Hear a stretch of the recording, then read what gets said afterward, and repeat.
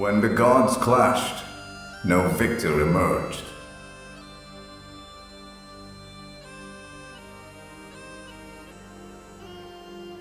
They were fractured in their individual powers and in their unity.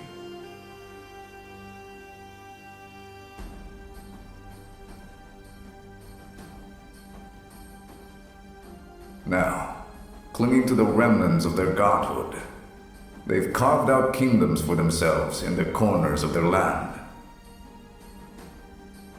Now they slowly strive to regain the power that they have lost in their desire for control.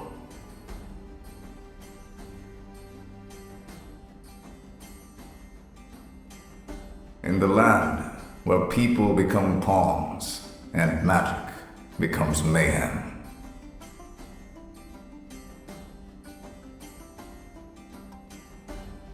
Welcome to Galamora.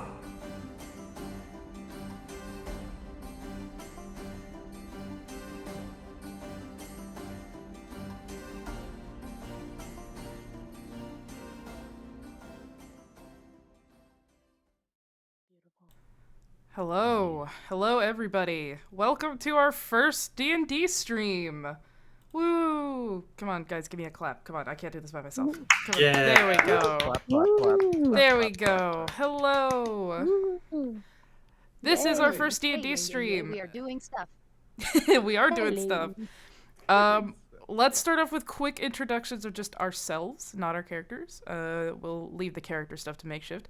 But let's start off with an introduction. I hope you know who I am. If you don't, hi, my name is Briar.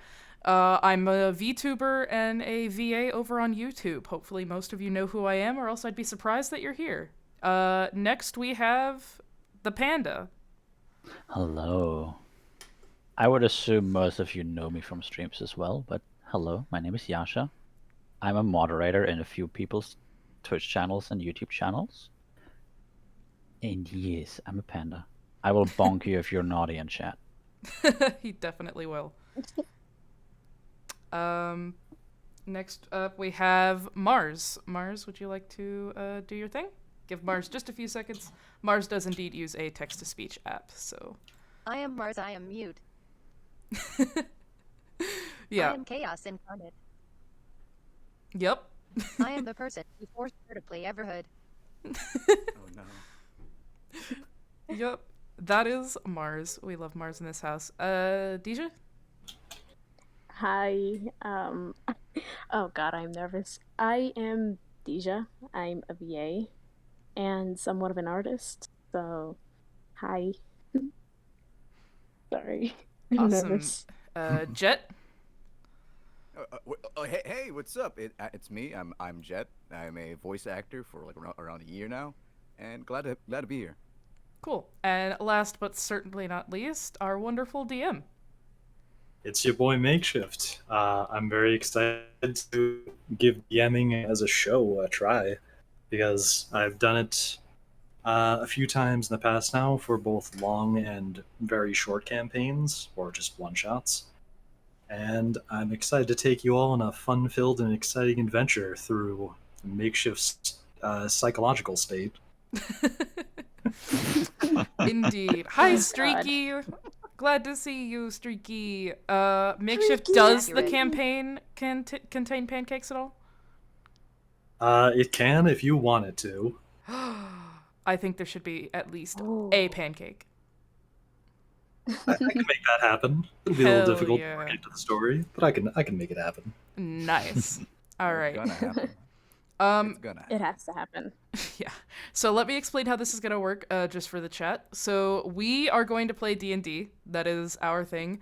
If this stream goes well, we'll continue to do it and continue adding some fun stuff. Hello, Dade! We'll continue adding fun stuff and all that jazz. But for now, we're going to play D&D, and you guys are going to watch. So that's why there's not a lot of channel redeems or a lot of alerts or anything like that, because really, we're just going to play the game. If you like it, you can continue watching it. If you don't like it, I'm sorry. You can come back on Sunday when there will be more games from me. All right. If that's all. I'm gonna hand it over to Makeshift, and he's gonna take it from here. All right, cool. So, for this first segment, we're going to be focusing in on Deja's character, who is Mirella. Mirella is this sort of nicely dressed, almost looks like they're heading to a party individual, but they have this air of mystique about them.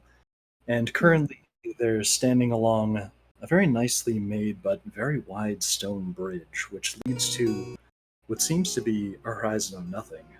And standing around them is crowds of people with carts filled with all kinds of things and every shape and size of traveler you can imagine. What they're all waiting for is a very special event known as the Reclamation. And in just a moment, it's going to be beginning.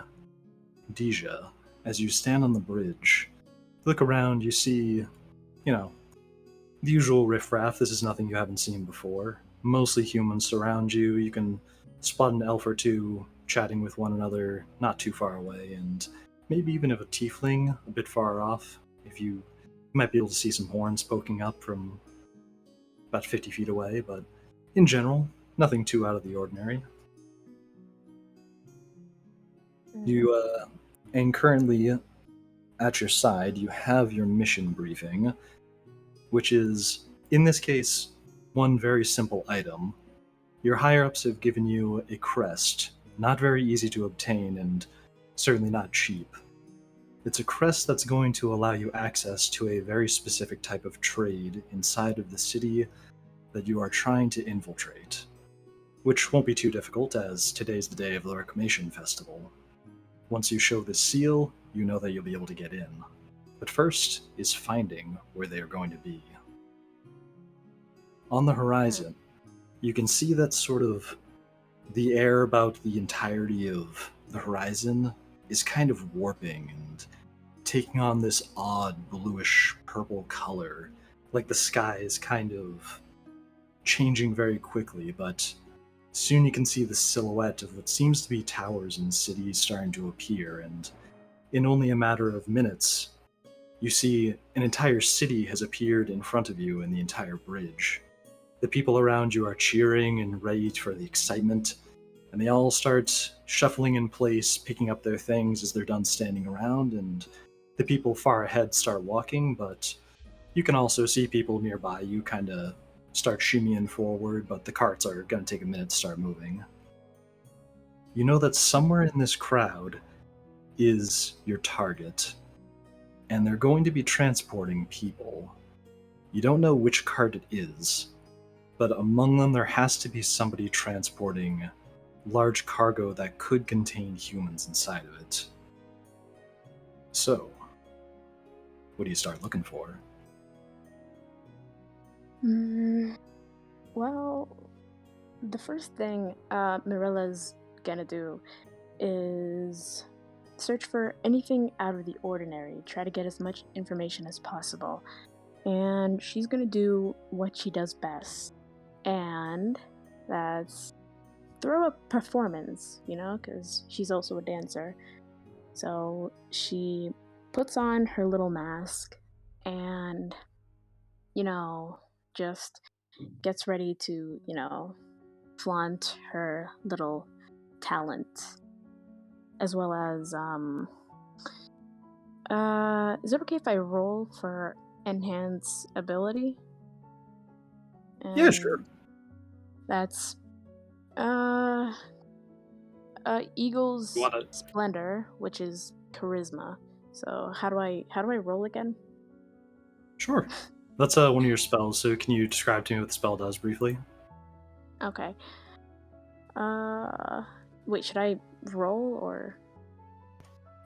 First I want to know what the spell does so I can figure out what's Okay. gonna happen. So from what I saw from D&D Beyond, Eagle's Splendor just boosts up charisma as well as and as well as other stuff. That's enhance ability, so Yeah, sure. Is it okay? All right. So how do I do this? So I do roll /roll 1d20, right? Is that it? Go for it. Okay. Roll space 1d20. 19. I got a 19. So you do you put on a performance, you stay in place, you don your mask, start doing your thing. I have no idea how your character dances, but I assume they're having a great time, and with the magic Yes. applied to your dance, start to catch the attention of a lot of people on the bridge, and there's plenty of people who are like, oh hey, party's already started. Yeah. See some people like looking over your way, they're cheering, like, yeah, and awesome, nice moves. People this way and that way, they're like, oh, somebody's already excited. Yeah. Today's the day of the reclamation. Yep. And during your performance, you notice that there is among the people on the carts, a few heads start poking out the carts to see what the commotion's about.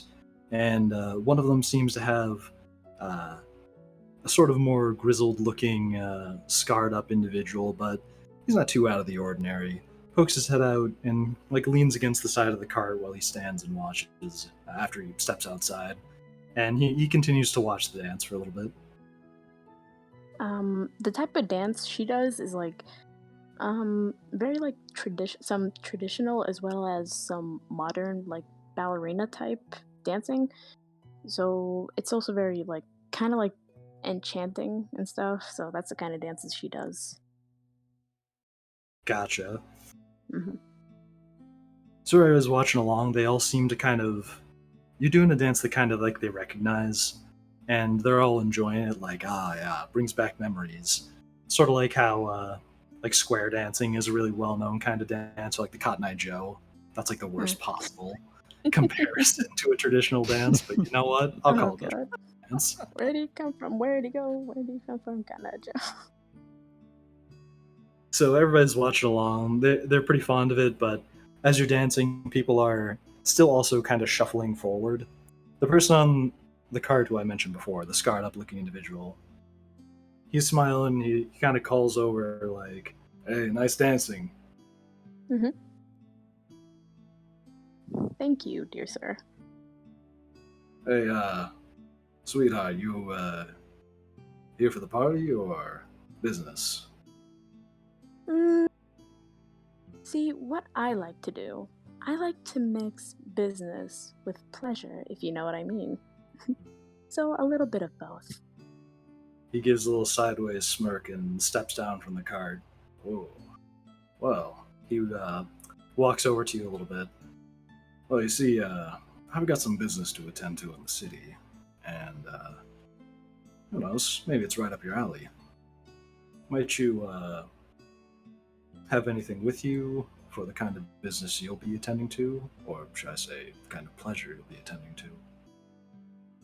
So she walks up to him, like caresses his chest a little bit and goes like, well, that depends.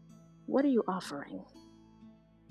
He lifts up his hand. His arms are kind of crossed, and he brings his hand close to where yours are, but he pulls aside his clothes a little bit and shows this, on the inside of his clothing is kind of this tiny shield-like symbol with some very intricate markings on it, but it's sort of a little minimalist, but clearly well made, like a silver pin. He says, he kind of like scratches at his chest a bit, trying not to pay too much attention to it, but you can clearly tell he's sort of pointing it out. He's like, well, if we have the same interests, I think I'd be willing to invite you someplace you might want to see. Does she... This is a good time to remind you, you have the pendant with you from your higher-ups. Does it look alike? Yes, it looks almost exactly the same. Like it's just a larger version of that. And then she was like, a kind offer. And then she like strokes his chin. He's like, but I got a prior engagement. If you're still up for it, I'll let you know. And then she just like walks away, Gotcha. Like in her mind, she's like, that's all I needed to know. She was like, gotcha. He's like, all right, whatever. He kind of gives you like a side eye and just kind of goes back to his cart. Yeah. I mean, he didn't notice, but she did give him a little wink.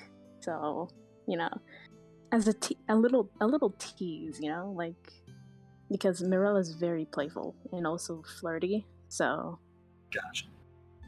As you're walking away, he kind of he tries to be kind of cool. But he's a little taken off guard. He just goes like, "I hope I see you again later tonight."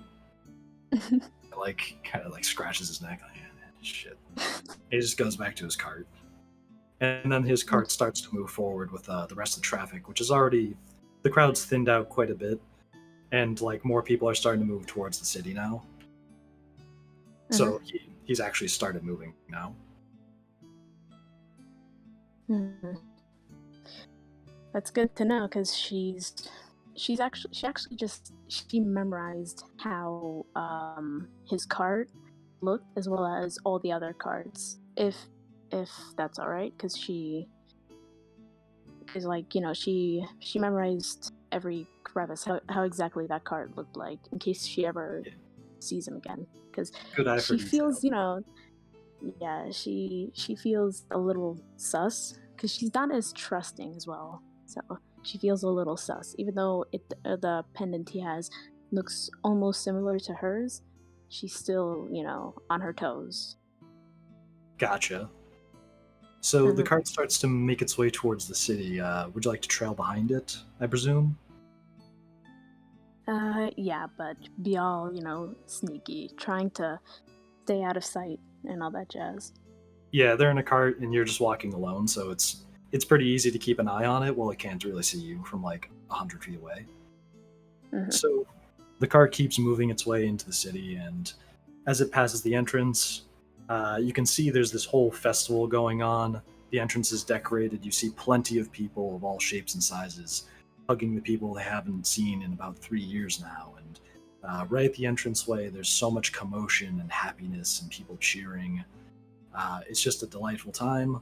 Beyond that, you can see various stalls all set up, clearly selling different types of food and all sorts of exotic goods from across the realms. The cart that you were following kind of makes its way past the crowd, and it takes a main street going towards the center of the city.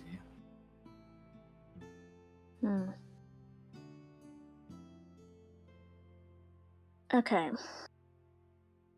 So Mirella, she wants to keep her eye on the cart, but she knows her mission and she's gonna go around and ask for some information on her mission. Oh, I should also make it clear that the pendant you were given is kind of it's like a token of entry into the slave trade that you're trying to get into. And he had like the matching pendant, but a smaller one on the inside of his shirt. So he is probably very likely part of the trade, but you don't know in what way, or even if he has the cargo that you're looking for. But he definitely had a pendant matching the one that you've been given by your higher ups. So what would you like to do now? Oh boy. She's gonna wait for the right. As she's going around asking for information, pretending to be, how do I say this? Someone that's one of those tourist people that's just there for the festival. She's also gonna stay as close as she can to the cart to make sure that it doesn't go anywhere. So she just buys whatever treats she sees and stuff. So yeah. As the cart slowly moves its way up towards the center of town or the city, you can kind of zigzag your way between stalls, pretending to sort of stop and talk to people and do all this and that. And it's pretty easy to keep up with since the cart's slower as it moves through a festival and you're on foot, so you can just kind of easily meander around and keep it in sight. Let me just quickly for something.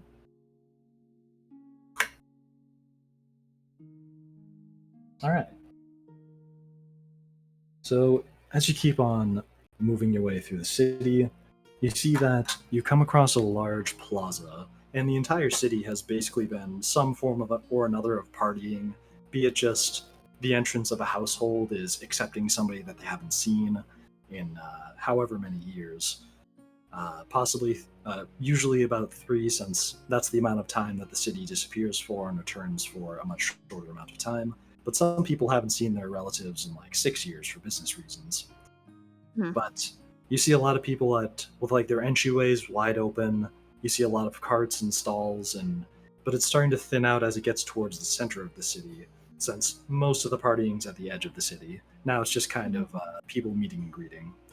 As you kind of zigzag through all the commotion and chaos as it thins out, the cart enters a large plaza, which once again returns to kind of a party, but it looks a bit more traditional. Like, this is where a lot of carts are arriving into to be heading to the building at the center of the plaza. There's a nice fountain in the middle of it, which is rather wide, which a lot of the carts are gathering around. But you can see that the cart you've been trailing doesn't go to the fountain circle. It kind of goes around the side of the main building. This very large, grand-looking cathedral, and at the very face of the cathedral, probably about 150 to 200 feet in the air, it's hard to tell, there's a large clock face, beautiful, carved into what looks to be stone. The very famous face of this town.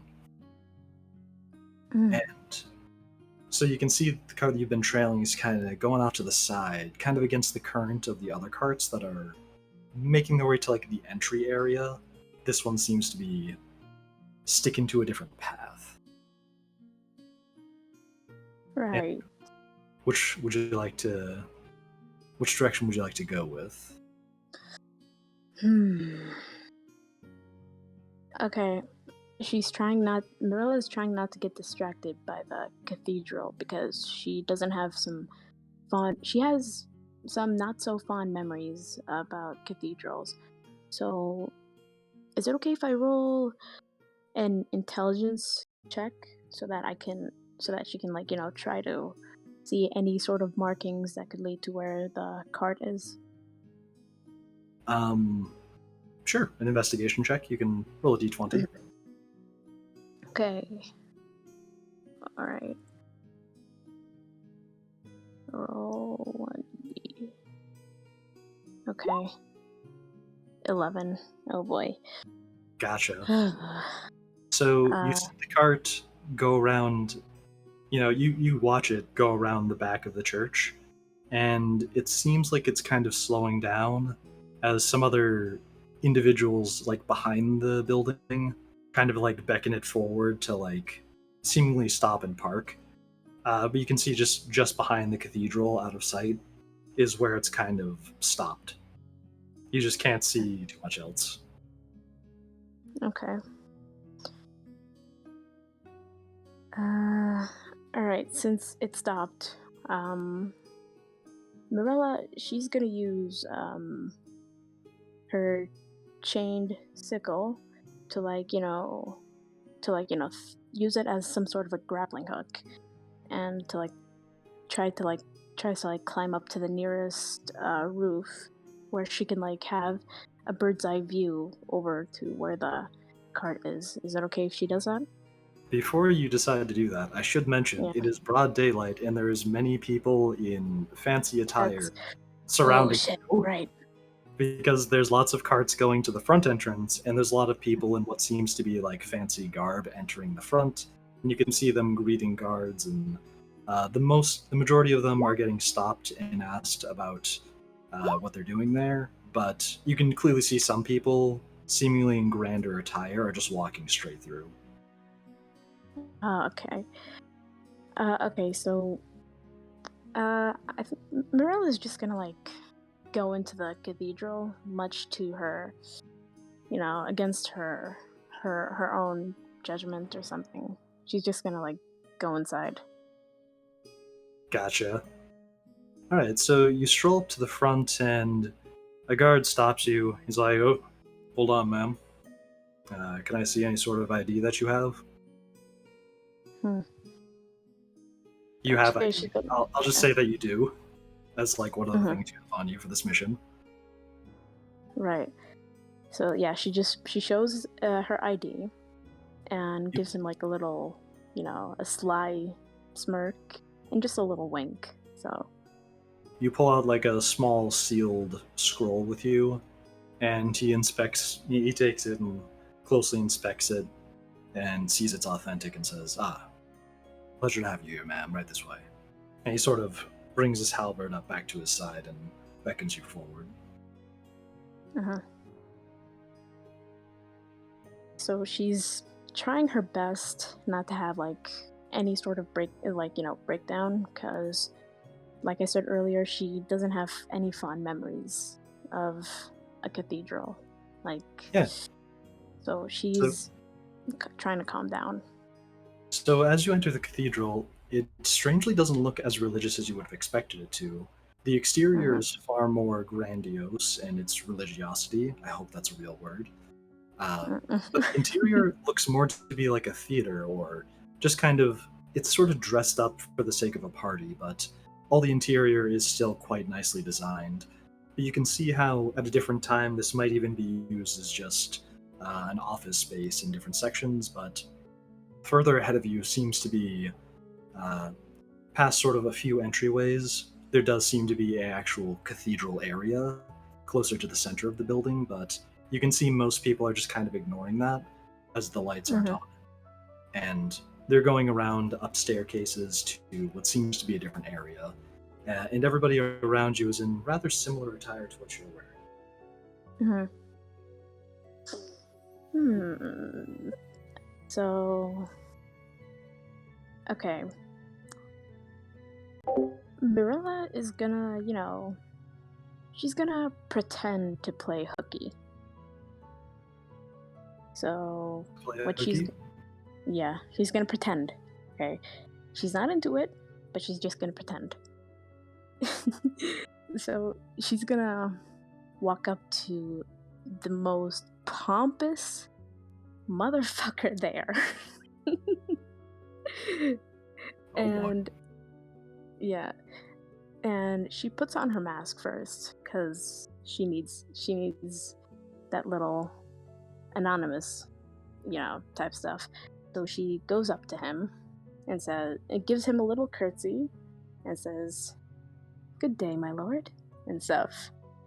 So you scan the crowd and you notice some individual who's got the absolute swagger in his strut. He's got the cane with like the diamond handle. Lyonell Highfish. Yep. He's got like a Doug Dimmadome top hat. Not that tall though. And he's like, you remember that episode of SpongeBob where he's like, he gets super rich and he walks around all slow and bougie? He's looking like that. He's like, oh, this place is rather pedantic this year. He's got that air, and as you walk up to him and curtsy, he kind of turns to you in one swift motion, but gradually, and it's like an uncanny valley speed, and just goes, oh, a fine enough curtsy, I suppose. You have 30 seconds. What is it, Doc? My lord, I just want to say, you look absolutely stunning today. Where did you get that ring? Where did you get that ring, might I ask? I don't know where I get most of these rings. I get them from this place, that place. Sometimes people's mothers just give them to me. It's really hard to tell. 20 seconds, lady. He looks at his wrist. He doesn't have a watch. Yeah. So she says, if I may, she holds out her hand, like basically like asking him to like put his hand on hers, and she just gives him like a very, very tender kiss on his ring, as well as, some of his fingers and stuff. Are you gonna do the thing from like the Robin Hood animated film where like you eat the gems or something? No, I'm not. She doesn't swing that way. He sticks out his hand like very daintily and fluidly, and you do that. Okay, and she looks up to him, right, and says, "May I ask, which household do you come from?" That's a very interesting question, madam. And I'm glad that somebody shows such interest in my. Oh, that's the end of the 30 seconds. Well, ta-ta, darling. And he swaggers on off up the stairs. So she just like her eye twitches a little bit, and then she got an idea. All right, she Oh? jumps onto one of the tables and was like, goes all like, you know, fancy and stuff, like, my lord, would you mind if I dance for you? There's no tables nearby, but he did just start walking up a staircase. Would you prefer that? Okay. Yes. All right. You I'm take the high trying- ground. I'm trying so hard here, makeshift. Don't. Sure. He says, "If you must." He reaches out his hand once again to dance. Oh, no, my lord. I would like to dance for you. See, this is a His eye, dance. right? Yeah, see, my lord, this is a dance that my dear mother taught me. It's very traditional to my family. If I may, before you leave, because I know you're such a busy man. He kind of puts his hand on his chest with all his fingers splayed, but like his wrist is up. It's like, Mhm. if you insist. And like, with a cheeky little smile, she snaps her fingers, you know, and goes, "Music, maestro," you know, just, you know, all fancy and gaunty and stuff or whatever, and just, you know. Immediately, you hear a band from the corner start playing music as they were just at the ready.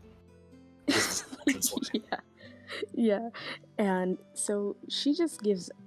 Okay, this dance seems a little seductive, but also playful and flirty.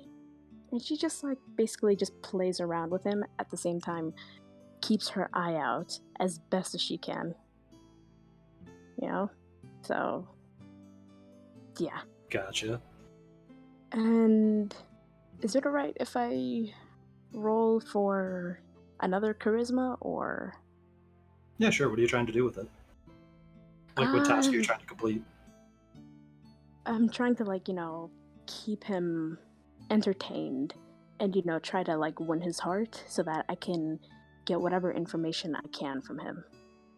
Okay, sure. Just make a, I'll say, deception check? Yeah, so roll for charisma. Okay. Oh, Lord, give me strength. Let's see what this roll Oh, is. God, no. Oh, As you God. do, We're gonna call that one a big as you move. do your thing, as you dance, you do your thing, you spread your stuff. It seems to just not faze this gentleman. He's far. He sees that and just goes, Well, I am glad that I stopped to check and see what you had to show me, but really I can't be divulging any such private matters. Now, could we please attend the ball? And she was like, "Yes, my lord, please forgive me. I'm having a rather off day today." Don't worry, dear, it happens to the best of us. Now, come along, there's much festivities to be had higher up. and he starts walking his way up the stairs. Oh. Hey, that's a win in my book. That's a win in my book. Yeah. As embarrassing as it was, that's a win. Believe me, tip of the iceberg. There'll be far stranger things to occur. Oh, God. Do you Who follow is him? Stranger Things? Yeah.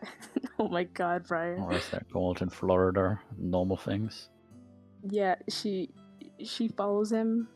At the same time, she's, you know, celebrating the little victory that she had, and is also keeping an eye out, you know. So you follow him up to what looks to be a large ballroom, and this place it's got the people, the cream of the crop, rubbing shoulders together, cheering champagne. They're all having a blast. The reclamation is underway, and everything is going wonderfully. It seems to be that there's no problems, and everybody's just having a great time. the gentleman that you walked alongside or just behind as he was walking up the stairs says, "Oh, and do enjoy yourself tonight. I think it would be quite interesting. Yeah, this will be quite the reclamation to remember." And he kind of, saunters on down. He goes down the staircase, like as he went down the stairs into the party area. He has like a much more like, I don't even know, Captain Jack Sparrow kind of saunter as he just, time to party. That's And attractive. then as you kind of see him wiggle his way down, the path he takes kind of follows along, and you see at the edge of the room, it was actually that scarred up individual you see up against the wall, the one from the bridge, and he kind of quickly peeks out from one of the side entrances at the lower level and just kind of looks around and is looking at the party. And you can see he makes eye contact with the stairs and like smiles as he sees that flamboyant individual sauntering his way down the stairs. But then his eyes sort of glance up and he sees you, and he gives kind of a smile and brings up his finger and kind of gestures like a sort of come here motion and smiles. Oh, I've been caught in 4K. Okay. So she just forgets about the gentleman right there, because she knows what she's doing. So she walks up to the gentleman she saw at the bridge and was like, and takes off her mask. "It's lovely seeing you here again, stranger," she says. Lovely seeing you without that mask on. It's quite nice. "Oh, I thank you. I've been told I've got my father's looks." Yeah, I've been told that you have a different kind of look. He leans closer and says, perhaps the shield-shaped kind up against your belt. And he kind of like points down at your waist, and there's like a slight silhouette of like the shield-shaped crest kind of poking through your clothing. And he raises an eyebrow and says, "Are you sure you don't want to spend more time with me?" And she goes, "Oh, darling, a patient man always gets the perfect gift." And she just boops his nose. She just boops his nose, goes like, boop. He gives a smile and says, "Well, all right. I'll take that as enough indication. But I do still need to see it, just to be absolutely sure." And she just thinks, she looks like she's thinking, so. I'm not sure. How much do you really want to see it? Well, not too much, really. But if you're here for the reason I think you are, I will need to see it. Otherwise, enjoy the party. Okay. Out of character, real quick. Is he talking about He's talking about the pendant. The pendant. Yes, Okay. he needs to see the pendant. Okay, so she goes, "Okay, you've twisted my leg long enough. Here," she shows him the pendant. Perfect. Just as I suspected. Well, glad to have you here. You'll be right this way. Auctioning starts in only 10 minutes. Just on time. He sort of beckons you down the hall. He's like, enjoy. You're here early. And in her mind, she's like, "Father, don't forgive these people, for they have sinned." So she just, walks with him with an evil smirk on her face. Oh, she is ready. She is ready. Oh, he actually stays at the top of the stairs, and because he needs to stay at the doorway. But he says, as you walk by the way, some more exotic examples than there usually are today, but I think it'll be interesting. She's like, "Really now? Really now?" And then he just kind of like goes back to, he like walks back around the corner and stands back at the entrance. Okay. So. As you want to keep Right. making your way down the stairs? Mhm. Gotcha. As you make your way down the stairs, get ready for the jarring map switch from the DM screen to this. Wow. Ooh. You kind of Nice. see this at the base of the screen, or I like that. as you're walking down the staircase, you can kind of see this. Place your character at the top of those stairs. It's giving me Castlevania vibes. Okay, so which character? Like, okay, should I put it at the top of the stairs or? Okay, At the top of the stairs, that's where you're coming from. okay. Just how do I do this? Should be able to drag an icon. Let me see if I can go to your page and grab it myself. Oh, please do. I'm still struggling with D20. If you go to journal, you just drag your character over onto it. Oh, that's right. Yeah. Above the Journals at chat the third tab. are Yeah. the different tabs. The second from the left is what you want to click, and then characters, drag and drop.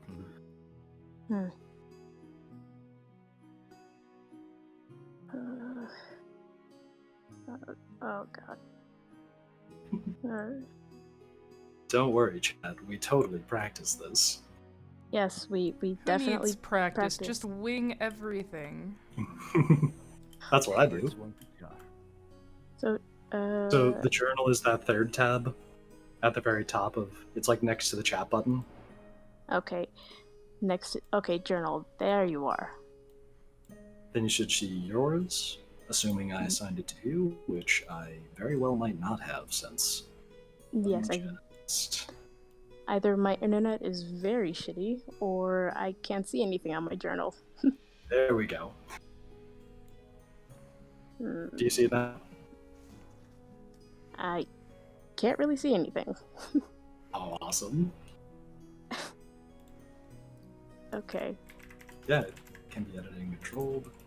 Oh wait, I need to set being in a journal. My bad. Can you see it now? There. Okay. There you are. Drag and Okay. drop that character to the top of the stairs. Okay.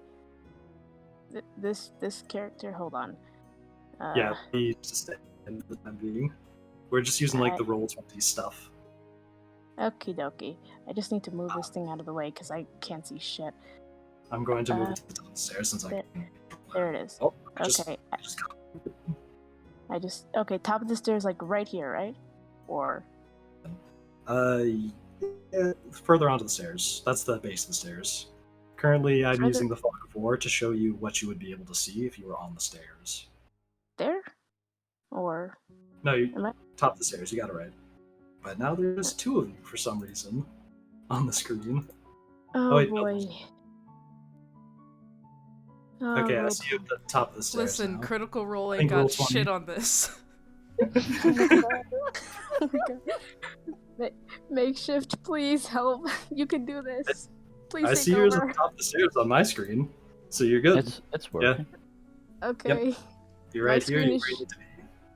My screen is showing me something completely different, but that's fine. As long as Your everyone's character is happy. like, your character's like wonky and stretched, so I'll turn it that way. Anyway, Yeah, that's Wait. better. Okay. yes. Okay. Okay. So as you walk down the stairs, you can see this sort of dining room area with candles lighting the main area. And it looks like a nice little place to be eating. And you can see one of those, a very similar looking individual, like the one who greeted you at the stairs, just kind of hanging out at the end of the table. And then as you walk down further into the dining area, let me just grab Fog of War. Veal areas. You see all of this. Ooh. This actually looks really cool. It's giving me Castlevania vibes, and I love it. I'm here for it. Yeah, I made this. The whole system I have going for making the maps is a little convoluted, but I like the result of this one. Chef's kiss. Very nice. Very nice. As you sort of step down further into this area, you kind of see it's a dining room, there seems to be some windows to your right and a fireplace to your left, and there's two of these trader individuals, the rough-looking types, just hanging out near the table and by the fireplace. Okay. So, Mirella's gonna, like, she wants to, she's gonna, socialize a little bit, because she doesn't want to seem out of place, So, she's gonna socialize. Who? Currently, it's just those. Yeah. It's just those two traders right now, like because you arrived early. So they're just kind of like eyeing you up, like, oh yeah, no, they arrived. They're here. Well, the one sitting at the base of the table, or just standing near the base of the table, goes, "Hey, arrived early, I see. Like, see timeliness. Enjoy the show, man." Thank you. I hope you enjoy it as well. It's my first show, and from what I heard, it's quite thrilling. Thrilling ain't even the half of it, sweetheart. You hear the one from the fireplace go, shut the hell up. Sorry about him. Shut your dumb smoker mouth, you numbskull. I'm trying to be fancy right now. Look good for the show. The one at the fireplace turns to you and says, "Sorry about that, ma'am. He's not the most sociable type. Hey, kiss my ass. How about that?" I'm gonna put in a complaint with you later. Anyway, you wanna, since you're early, take a quick peek at what's going on? Not too much variety today, but bit of a big sell this time. I'd love that. So she goes with him. You walk over to the fireplace, and once you kind of get over there, mind if I move your piece for you? My piece? Oh wait, can I? Oh, I can't move your piece. Yeah, your character that's starting at the staircase. Yeah, you got this. I It's panicked. I can't move it. Oh no.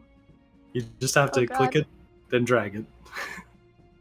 Okay, so where to? Just next to the fireplace on the left. You did it.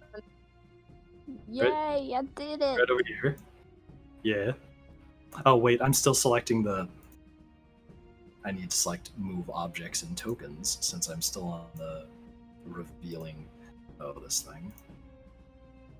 Here we go. Yeah, now I can move stuff. Okay, so you walk over by the fireplace, and once you're over there, he's like, "Alright, check this out." He kind of like looks back towards the stairs, and he like reaches up inside of the fireplace, and you hear kind of a latch get pulled. And the fire that's roaring inside of it kind of like slides over to the side and kind of like conceals itself in this tertiary or secondary pipe system to let the fire keep going up into the chimney above it without actually like filling the room with smoke. And then he sort of like pushes on the wall behind it, says, "Careful, it's still a little toasty in here." And can handle it. Right. And then to this thing. You can see kind of this in the entrance. Do you walk in?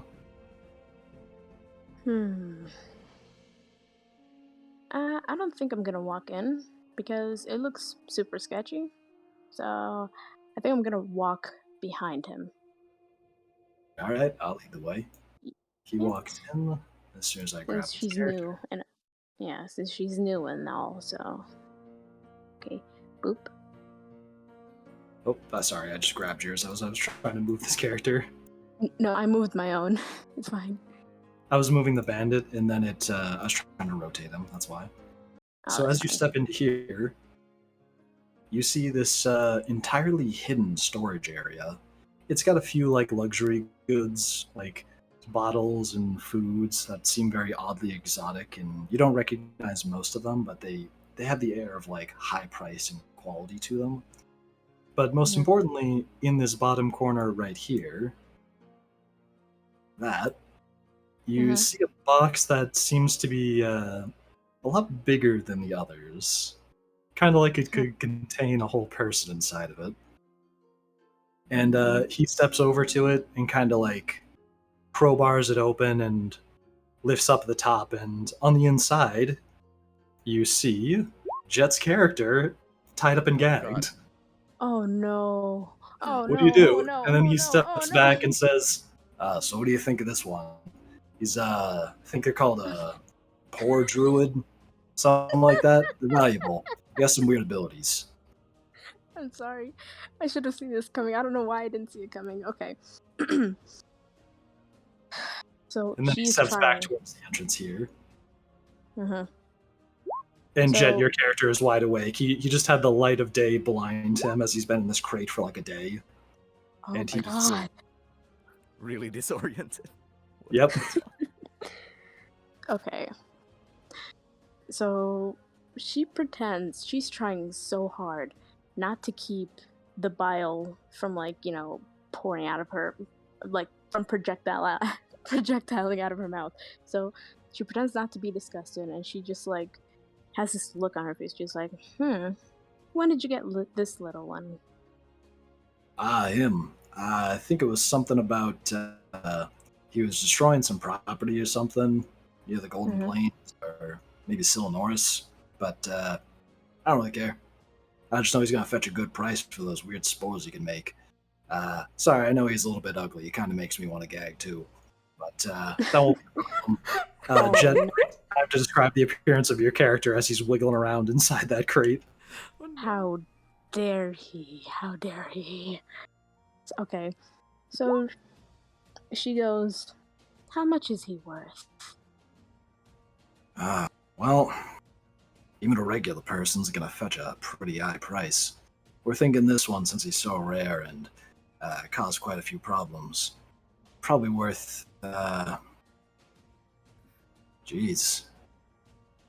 maybe like 500 gold, maybe even more. 100? Yeah. A lot of things about this guy could be turned into a very valuable weapon. Okay, so she, grabs his chin in like a tender way, she's like, I don't know what you mean about him looking ugly. He's got such a cute face, He looks like he's worth 80 platinum to me.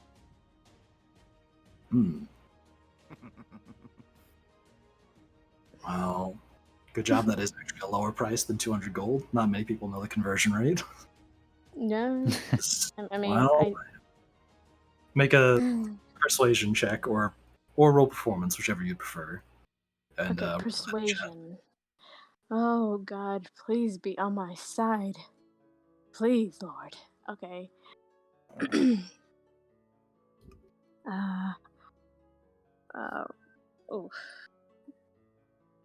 1d20. There is no way my neighbors are partying at like 12 in the fucking morning. Hey, canonically, that My makes dude. sense. There's a party going on just up the stairs. My dude, Oh my god. I can tell you Nice. one thing: people party all the damn time. He responds by saying, Hey, look here, sweetheart. I'm not the guy who sets the price, but if you want to try and haggle it down with the bid, that's up to you. But just felt like showing you the stuff early.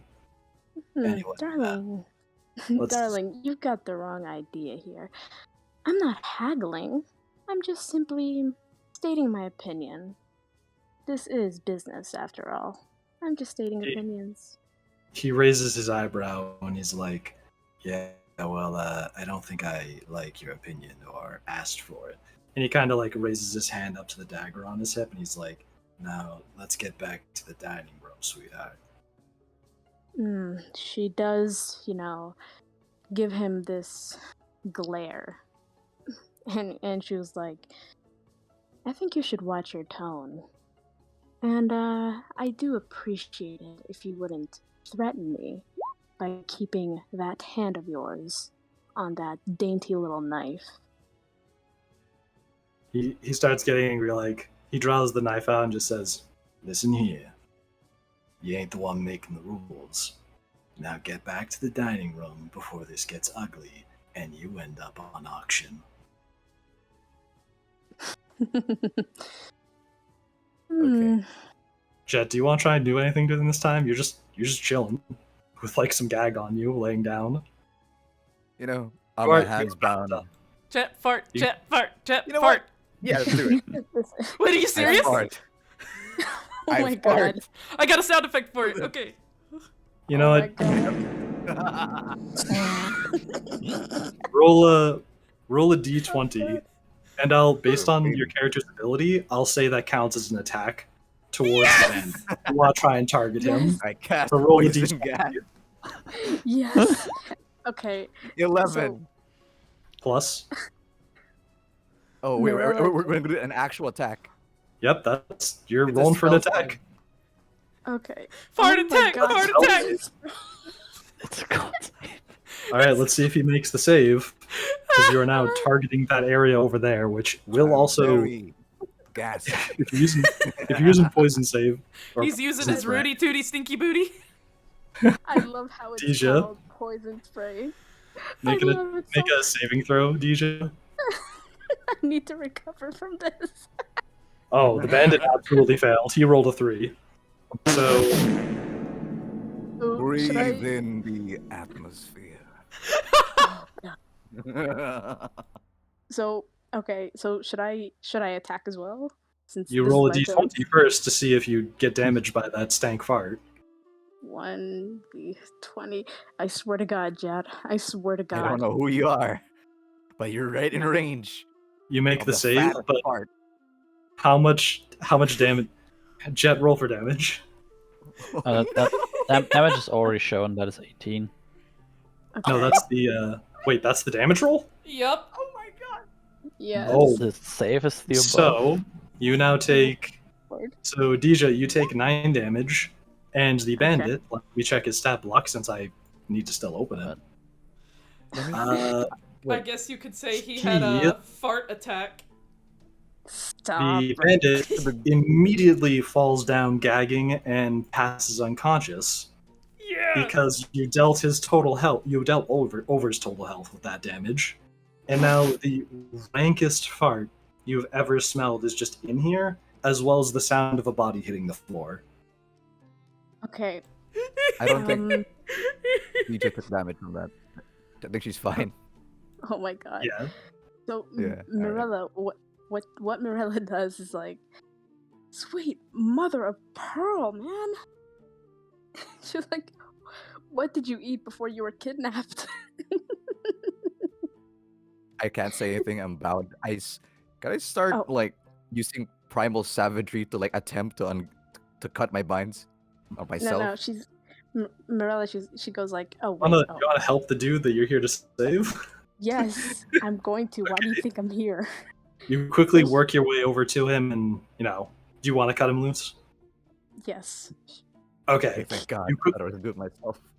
You quickly unbind him completely. It's still kind of rank in here, but it's fading quickly Yeah. as the spell wears off. Okay. Jet, would you like to say anything to your savior? Well, thanks. And you really took that gassy attack really well, you know? Oh God. Just don't. Let's not say anything. I'm trying to keep my breakfast inside of my stomach, please. Oh, you can try. Ugh. Anyway, Then- I As you're saying trust that, you're not with them. you hear another voice come from the fireplace and say, "Hey, what's going on here? Yeah, something smells rank. What the shit?" He sees his buddy falling on the floor, and he immediately rushes in and. Oh wait, no, we need to roll for initiative. You don't really need to roll for initiative. He rushes in and is like, "What's going on here?" He like sees you untying the prisoner that they just transported here. What do you do? At least another fart attack. Okay, she Morella goes.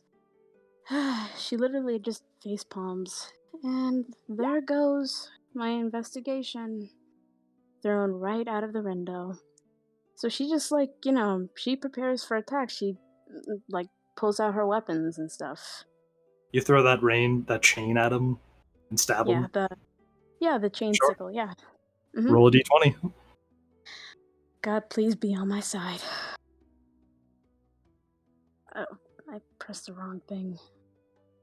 Oh, God, please, please, please, please, please. 10 Plus. Plus should be about Pl- 5? plus 5. Yeah. Is it 15? You have a plus 3 as proficiency and plus 2 dex, You. I think. Okay, so should I roll again or? No, you hit him. Okay. You immediately throw your sort of whip chain with the scythe at the end of it, right? Yeah, the Scythe. chain sickle. Yeah, it's the one that from Inuyasha, Sango's brother. You throw that towards him and just immediately. How do you want to kill him? I might as well just ask you. Well, okay, I forgot to mention that she put her mask on before before all this happened. Gotcha. Okay, because she doesn't fight without her mask. Killing in style. Yes, indeed. So what she does is she doesn't want to, add any more insult to injury. So she just knocks him out and sees if she can take him in for questioning. Oh, you want to knock him out? Then roll another d20 to do a check attack. And we're going to take the lower roll because it's with disadvantage to see if you actually don't kill him with this attack, and if you fail, you do just kill him. Okay, 12. You passed. Yeah. So you kind of throw it such that sort of like the blunt face of the scythe hits him rather than the pointy side, and it smacks him like right between the eyes. Roll for damage. That had to hurt. Good God. Roll Oh, I bet it did. 2d6. Or is it only Another a dagger? 12. No, your damage dice is 2d6. Oh, 2d6. Okay, I forgot. Sorry. Roll 2d6. 8. 8 damage. You don't knock him out. Oh wait, you have multi-attack, right? Because you're at Yes. You can roll for another attack. So 2d6 or? So roll another d20 to see if you hit the second time. Okay. And then roll it again with disadvantage. 10 plus 5, it's 15. 1d20. And then a 12. Okay, you hit him again. Now roll for damage. Which is And that almost certainly going to make him unconscious. Which is... Oh, wait. It's 2d6, so your minimum damage will make him go unconscious. So after the blunt face... Yeah, 7 damage. After the blunt face of your scythe hits him, you kind of let the chain follow up a little bit and let that part smack him in the face as well. And that's enough to kind of knock him backwards and whiplash his brain, and he falls backwards unconscious into the crates. Okay. He's now unconscious next to the dude who got very much farted on. Also, Jet, you should drop down your character since he's unbound and freed now. Ah, perfect. How exactly do I do that? You go to your journal. You click on... I'm clicking my character, yes. Drag and drop it in. Yep. That's the part. How do I drop it in? You click him and drag it. The same way you drag the There you spell. go. And there he spawned to the world. You dragged it. Okay, there you go. You did. There you go. Okay. You two are now just next to two very unconscious bodies. What do you say to each other? My name is Mirella. Nice to meet you. I'm Zendo. A pleasure. So they just shake. Yeah. What brings you in this... Where am I? Actually, where am I? You should describe your character as well while you're at it. Well, my character's dressed in I guess prisoner rags, or whatever they let me wear after I got captured. Yeah, I am. Pants. got pants. Yeah, I got pants. I have like I guess slightly messy hair from you know what I experienced pre-farting, and yeah, with a couple of scars on my face, but yeah, so far rough around the edges. And most notably about this individual is that you can see across his arms and parts of his bodies, there seems to be shelves of fungus, various species, but it seems to be growing straight out of his skin, but not like a disease. It's like it's worked in with his body. It's kind of odd looking, but you think you understand that this must be the reason why he was being captured and why he was called so valuable. Yes. Are you interested about the mushrooms, the spores? They're my friends. They talk to me in a way. Okay, she goes, Zendel, my dear, while it is very nice for me to meet you in such interesting conditions, we don't have much time. So right now, it is best if we just take this fool and be on our way. But before we do... you take that fool. I'll be following quite close. All right. Before we do, Makeshift, I would like to cast a disguise spell, if that's all right. Sure. On what? On Zendel. Okay, that's actually a good idea. Do you want to give him some nice comments? Okay. So otherwise, he's going to stand out quite a bit. It's a good idea. Oh, I have my method. Oh god, I am scared. Okay. He's gonna mega fart everyone into unconsciousness. No. I'm more concerned about how you're gonna bring that guard. Think that's a guard? Probably no, a that's guard. that's some dude. He doesn't look like a guard. He looks like a bandit. Okay. Like some smuggler. Is it okay Are if you gonna I bring in for disguise? questioning? Yes, that wasn't the plan, but it is now. I would like to disguise Zendel and the bandit, if that's all right. You can cast it decline once that. with. Yeah. You can cast it once, and you need concentration to keep it up, so you can't cast it twice. Do it on the bandit. Okay, what I'm gonna do, I'm gonna disguise Zendel, and I'm gonna disguise Zendel and put both of the guards, and both of the bandits, or whatever. Yeah, sorry. As she's doing that, and I find as you're doing that, I wild shape into a cat. Good thinking, actually. Do keep in mind, you are inside of a hidden room that required a secret latch in a fireplace to open up, so you could just close that if you wanted to. What I was planning on doing, what I was planning on doing was putting both of the guards inside of the crate. The crate, and disguising Jet so that the two of us can just walk out and just pretend that, that we got some business to attend to, Too late. Tell him that plan. What? You turned into a cat without any discussion? Oh, god damn it, Jet.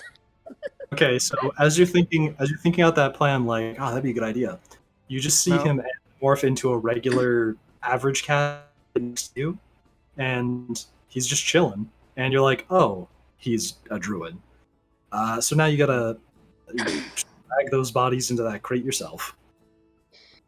As she's doing it, she's like, Zendel, my dear, we just met, but I'm trying my best not to hate you. You could have just helped me. Meow. Yes. Give like that is a fat move. You give him like a happy look at, like, cat smile. I don't know. You're vibing. Just shit on her foot. Oh, no. Can't The real question is, if you transform back, would the poo stay the same size, or would it transform as well? Lord. I'm gonna go with it would stay the same size as it is now outside of the body. I'd see that. That makes sense. Back to the anyway, game. As you're dragging these bodies into the crate, right as you're getting the second one kind of in there, you hear this very loud metallic screeching coming from what seems to just be the sky as the entire building around you gives like a tremble and shake, and then you can just hear like commotion from the party above as people like, "Oh, it just happened." I don't know. And do you want to? What's your final actions before the segment ends off? Well, we don't really have a choice, so we might as well just book it. Yeah. Right. You two end off this section by running up the stairs back towards the party and getting away from the scene of the crime. So now, is it we're really going a to- crime if they stopped crime? true. It's Yeah. crime Was on there ever a crime. crime? I just farted. Depends on the country. So now we're jumping back in time to an earlier point, and we're starting in a very different scenario, very familiar. Briar, Hello. or I should say Shanti. Hello. Your character is currently in one of their meditative states. They're using their abilities to commune with the realm of dreams, or the plane of dreams, I should say. Indeed. Currently, you and Brock are utilizing an instrument that was recently developed by the institution you work for and the alchemists working there to help. It's sort of meant to pair up. Wow, that was a big car that just passed me. It's meant to pair up alongside your abilities to help other people see the dreams that you're having, so that they can also act as observers during a dream, rather than just relying on whatever you're saying when you wake up. Okay. You've done a few test runs of it, but you've wanted to try it out during an event that was sort of between the planes of reality to see if it would hold any difference in sort of how the... Oh my god, that car. Thank you. The horn blows, does the driver? Whoa. Let me just Hell yeah. shut my window. Wait, what? Halfway what? across the world, and even I heard that. While he does that, I'll go ahead and describe my character.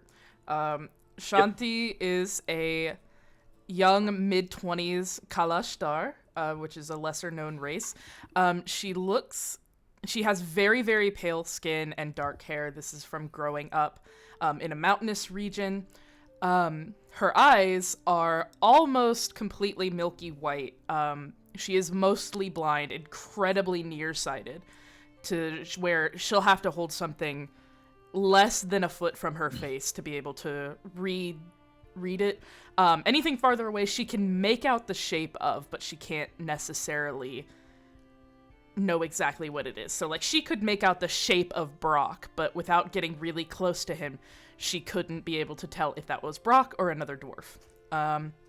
She is clad all in blue and gold, and she has decorated her hair with golden stars and adornments to really attach herself to the dream realm, which her race has a very sensitive connection to.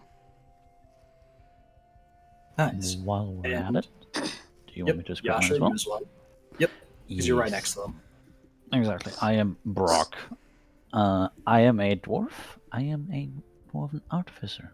I would assume I was somewhat involved with making that device. Yes, you weren't necessarily the person who designed it, but you were overseeing that as well as other projects. So the design was being taken, like, you were kind of a manager of the project, so Yeah. you understand it quite well. You didn't necessarily invent it, but you helped quite a bit. Yes. I am a dwarf. My hair is like hazelnut color, and my beard is very much a yes. It's a big dwarven beard with a bunch of clan adornments. I would probably be in my work clothes right now, considering we are testing something. So I would be wearing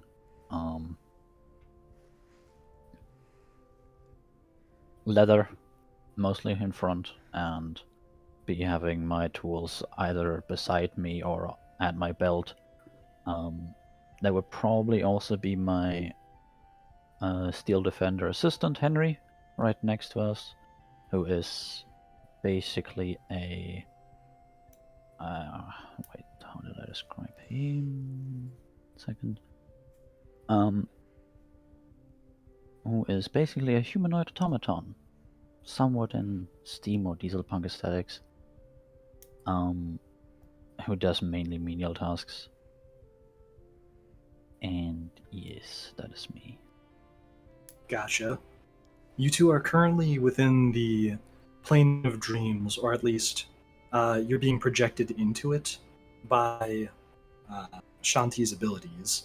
Your conscious bodies are currently, or your physical bodies are currently laying inside the machine, sharing this dream, and around you you can see a very vivid and detailed version of Vestia, and you take note of the fact that during the time of the reclamation, it would seem that while the city is traveling between planes of reality, you have a much clearer image of the exact position of objects that are close by your sleeping bodies.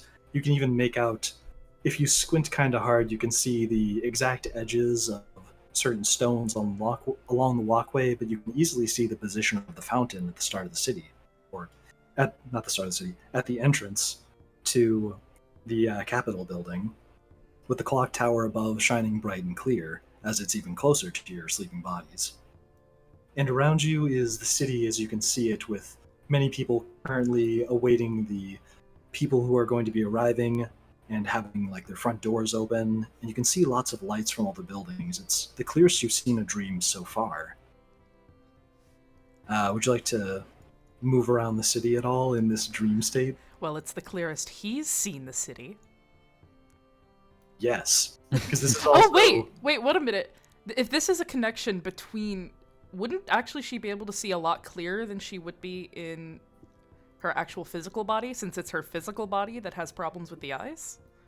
Actually, yes, since this isn't your physical body that's doing the viewing, you can see better than you actually would have in your average dreams. You see better Fuck yeah. than you would normally when you're awake. But right now, it's like you can even see, like, you can make out the silhouettes of buildings at the edge of the city from where you're standing. So this is like, whew, this is quite a discovery. Like, when finding out that, like, movement between planes is actually going to, like, make dreams much clearer for you, this might be really useful in the future. Well, Then... I don't know what to do then. It's just cool, exciting moment for you guys as you've made a nice scientific discovery together. You And are now- seeing this, right? Like, the device is working. Yes, Oh, I thank God. can see it very clearly. Me as well. All right. Well, Oh, everything that's a looks. surprise. And why is that? I mean, considering your disposition with your eyesight problem. All right. Well, nothing looks particularly wrong yet. Do you see anything As you wrong? say, as you say that, you see kind of a wispy silhouette of just some person. He kind of walks past where you guys are standing, but then he kind of like stops, and he kind of like scratches his chin and thinks to himself. And then he like looks around over his shoulder and like pretends to tie his shoe, and then he just kind of stands up, turns around, and starts walking the other direction. Is this? It seems like he really was walking the wrong direction. Is this a dream spirit, or is this somebody in the dream? This is quite likely an actual person who's outside the building, Okay. and this is just something that they did, Okay. because this is much more strangely accurate to life than you've seen a dream before, because usually they aren't like this. Yeah. So it's, you just kind of see this moment that a person, they thought that nobody was watching them, as they were just like, oh, whoops, I am walking the wrong way. And they just turn around and go back in a different direction.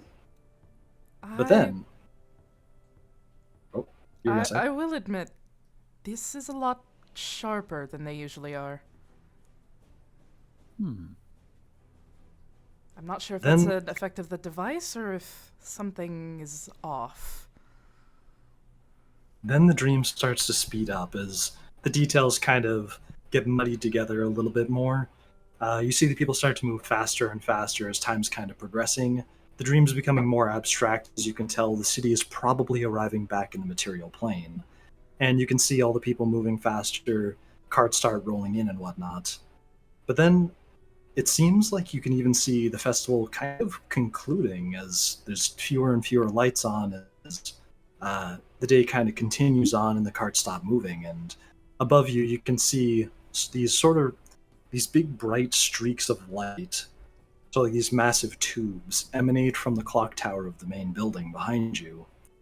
And they just sort of start floating in the various directions, and as they stretch out far across the horizon, you can see them begin to illuminate these horizons that you couldn't see before.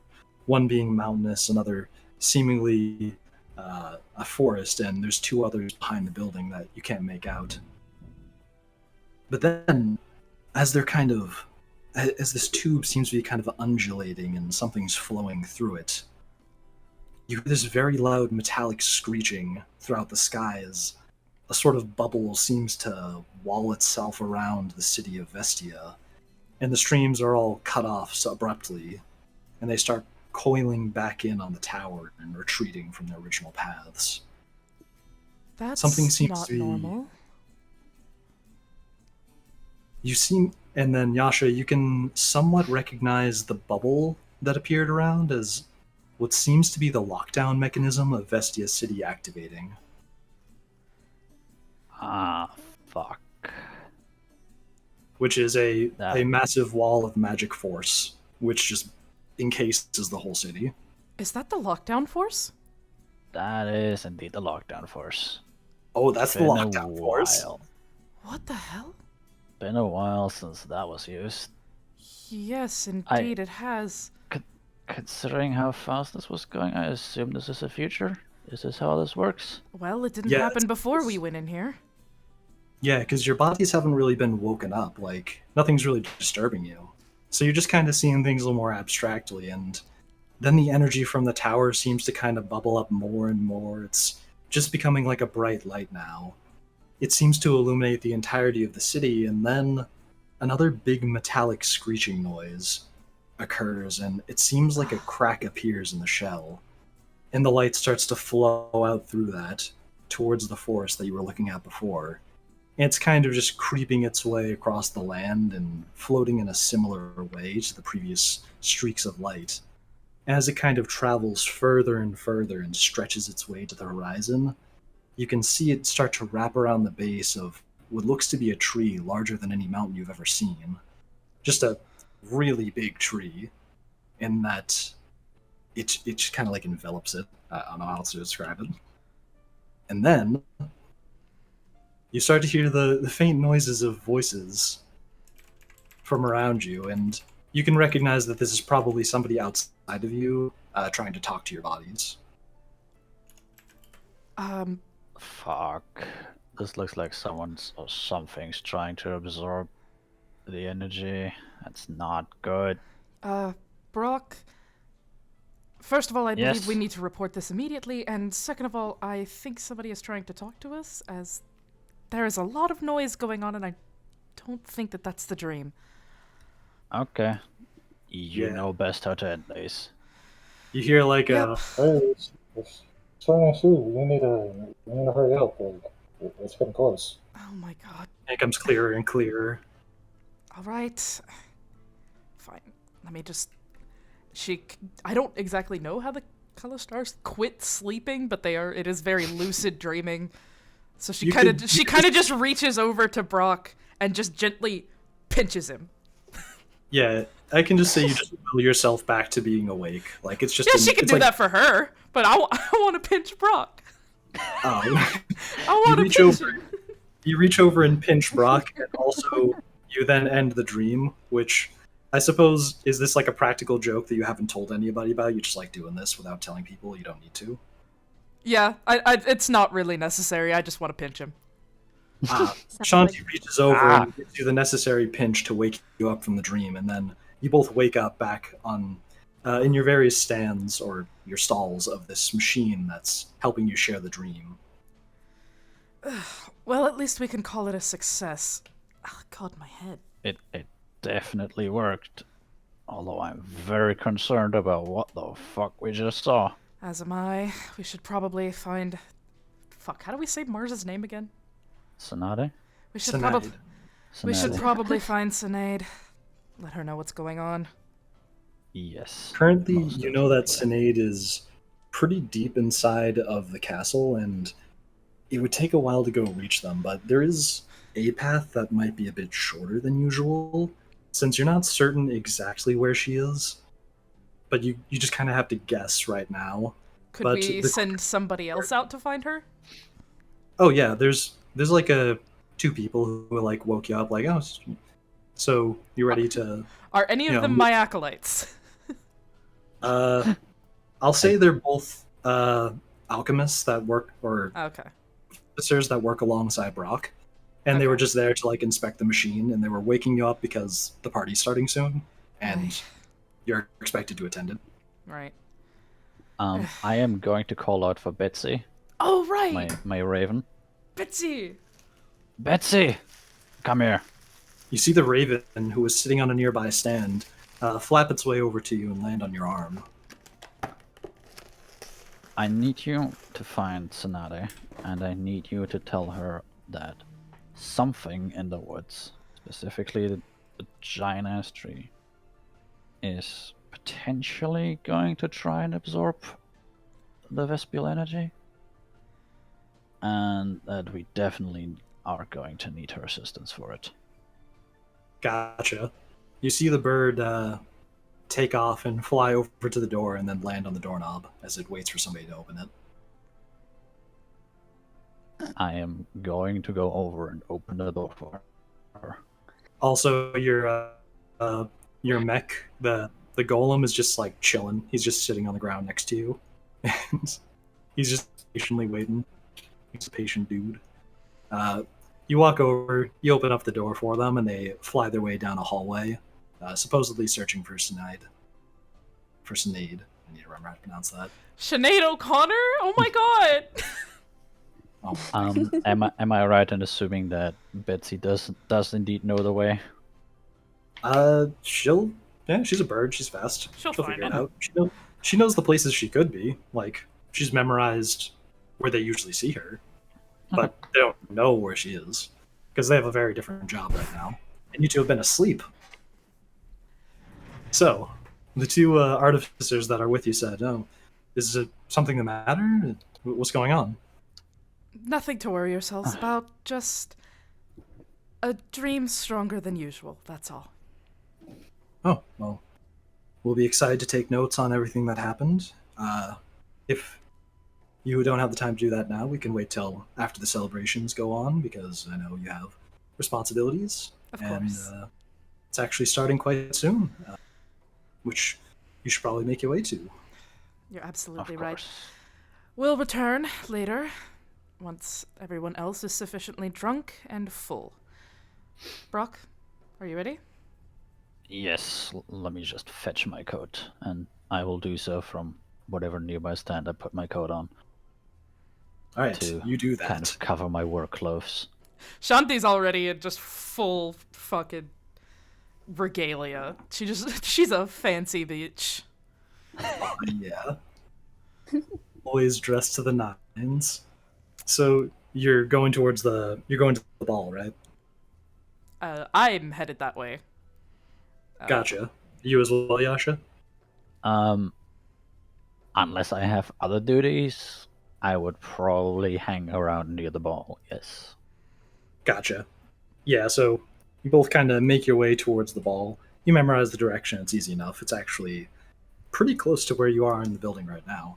Down a few stairs, down one hall, and then just switch over to the view of ballroom. Ay, Dios mío. Oh, we're here now. Good. Oh, This one's bigger. That's large. It's a large boy. You can actually see one of those side doors where your character had walked through previously, Deja. It's the one like at the top of the screen, at the lower level.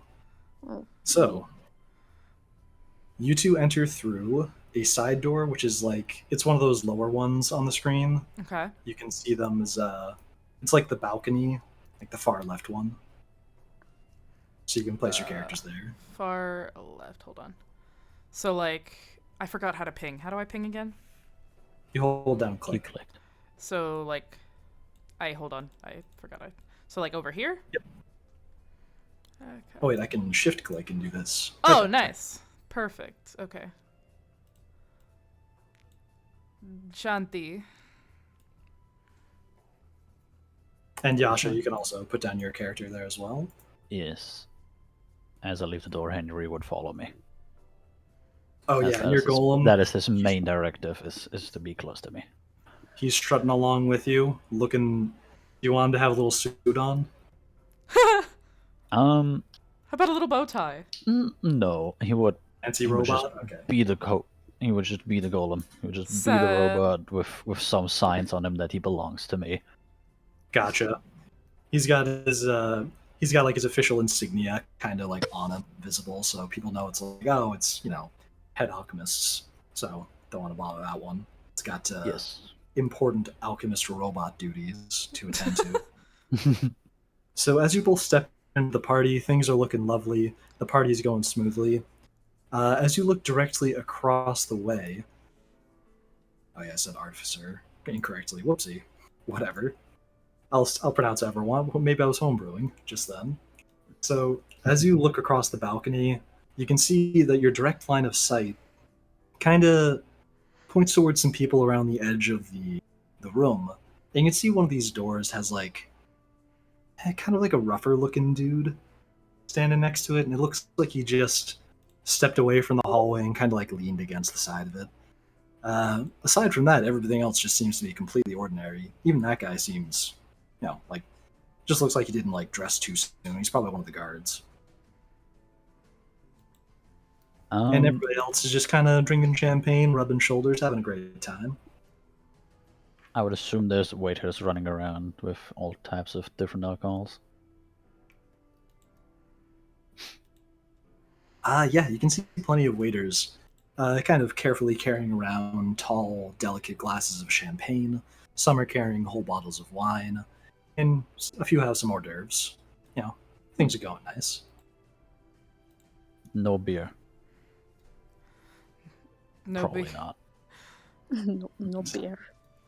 As you kind of Yes. scan the dance floor beneath, you see this one dude with like a nice diamond encrusted cane, kind of like grooving, sauntering, rubbing shoulders, doing the whole 9 yards. He's the life of the party without really like flaunting it too much, but he knows it. He knows he's the life of the party, and he's, you know, he's looking bougie.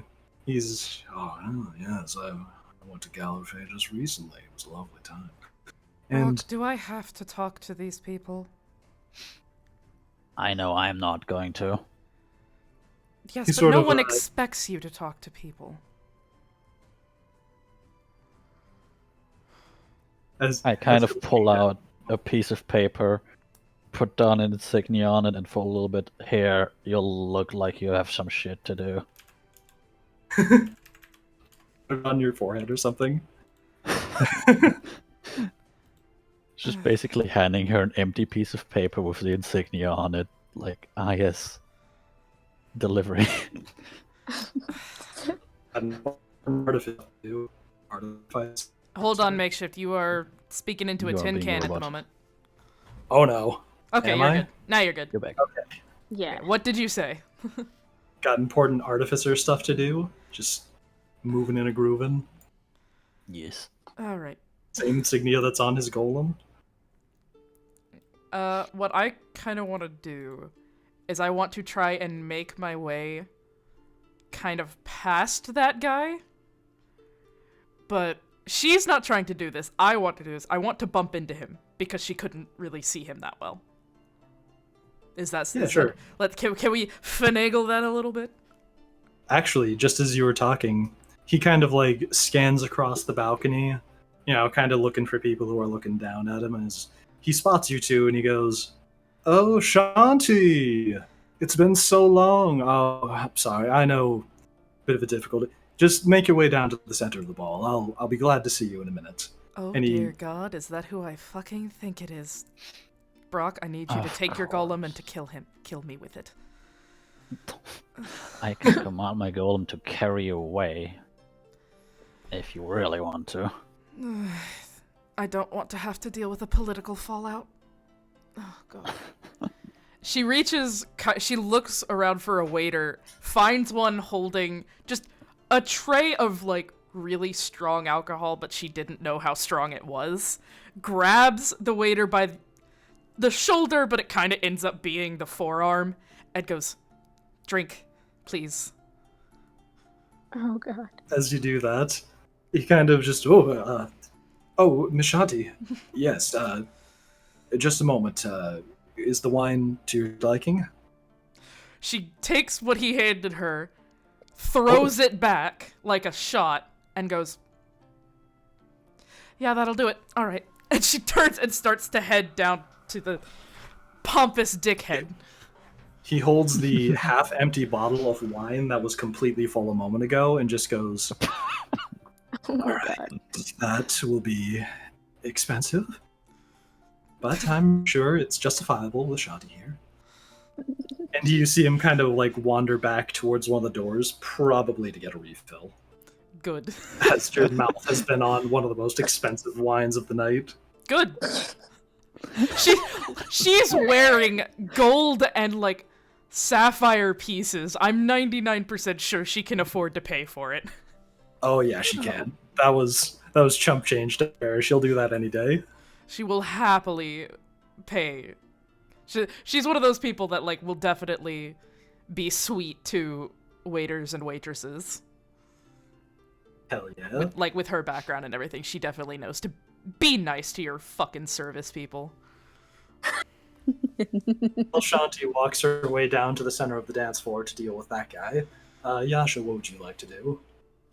I assume these are windows to the outside that I see on the left? Those are all windows overlooking the city of Vestia. Lovely ornate windows. They do open, by the way. They lead to a balcony, even though I didn't draw it. Just, there is a balcony there. There's you can see the floor tiles through them. There's the balcony. It's fine. Yeah. I would like to make my way downstairs with Henry and Tao and just see that I can go to the balcony and keep a lookout in case whatever the fuck we saw does happen at some point. Because Gotcha. that did worry me massively. And I kind of... being that you're a bit shorter, even though your golem is like kind of sticking out, you kind of walk along the edge of the party and you don't go too noticed. Not too many people seem to know who you are, but they know you're probably important. But nobody's gonna like stop you and be like, "Oh, wow, it's been so long," except unless they're another artificer, and you just kind of chill by the window. Shanti, as you approach the gentleman in the middle of the room, goes, "Oh, Shanti, looking as lovely as ever. I like what you did with the gold in your hair." It's the same gold I wear every day. Ah, yes, it's a lovely thing that it doesn't decay at all. So, how things been here in Vestia? As busy as ever. Oh, I'm sure. Well, I've also been quite busy too, and honestly, it's glad to be back on the home turf after so long. She's got like this really forced smile that like it looks real enough, but inside you can just, if you know her, you know she's dying. Yep. He keeps on bantering on, and like it's kind of like just becoming a drone to you, as clearly he's just kind of like talking himself up or talking about whatever he cares about. And he's just kind of going at it for a while, just like, and it's just noise to you at this point. He's just going to town, doing his own thing. But there's people around him chuckling. They're clearly just like there to laugh at whatever he says, but it's painful to listen to. You just, if she, oh god, this is genuinely painful for me because I can't stand that shit.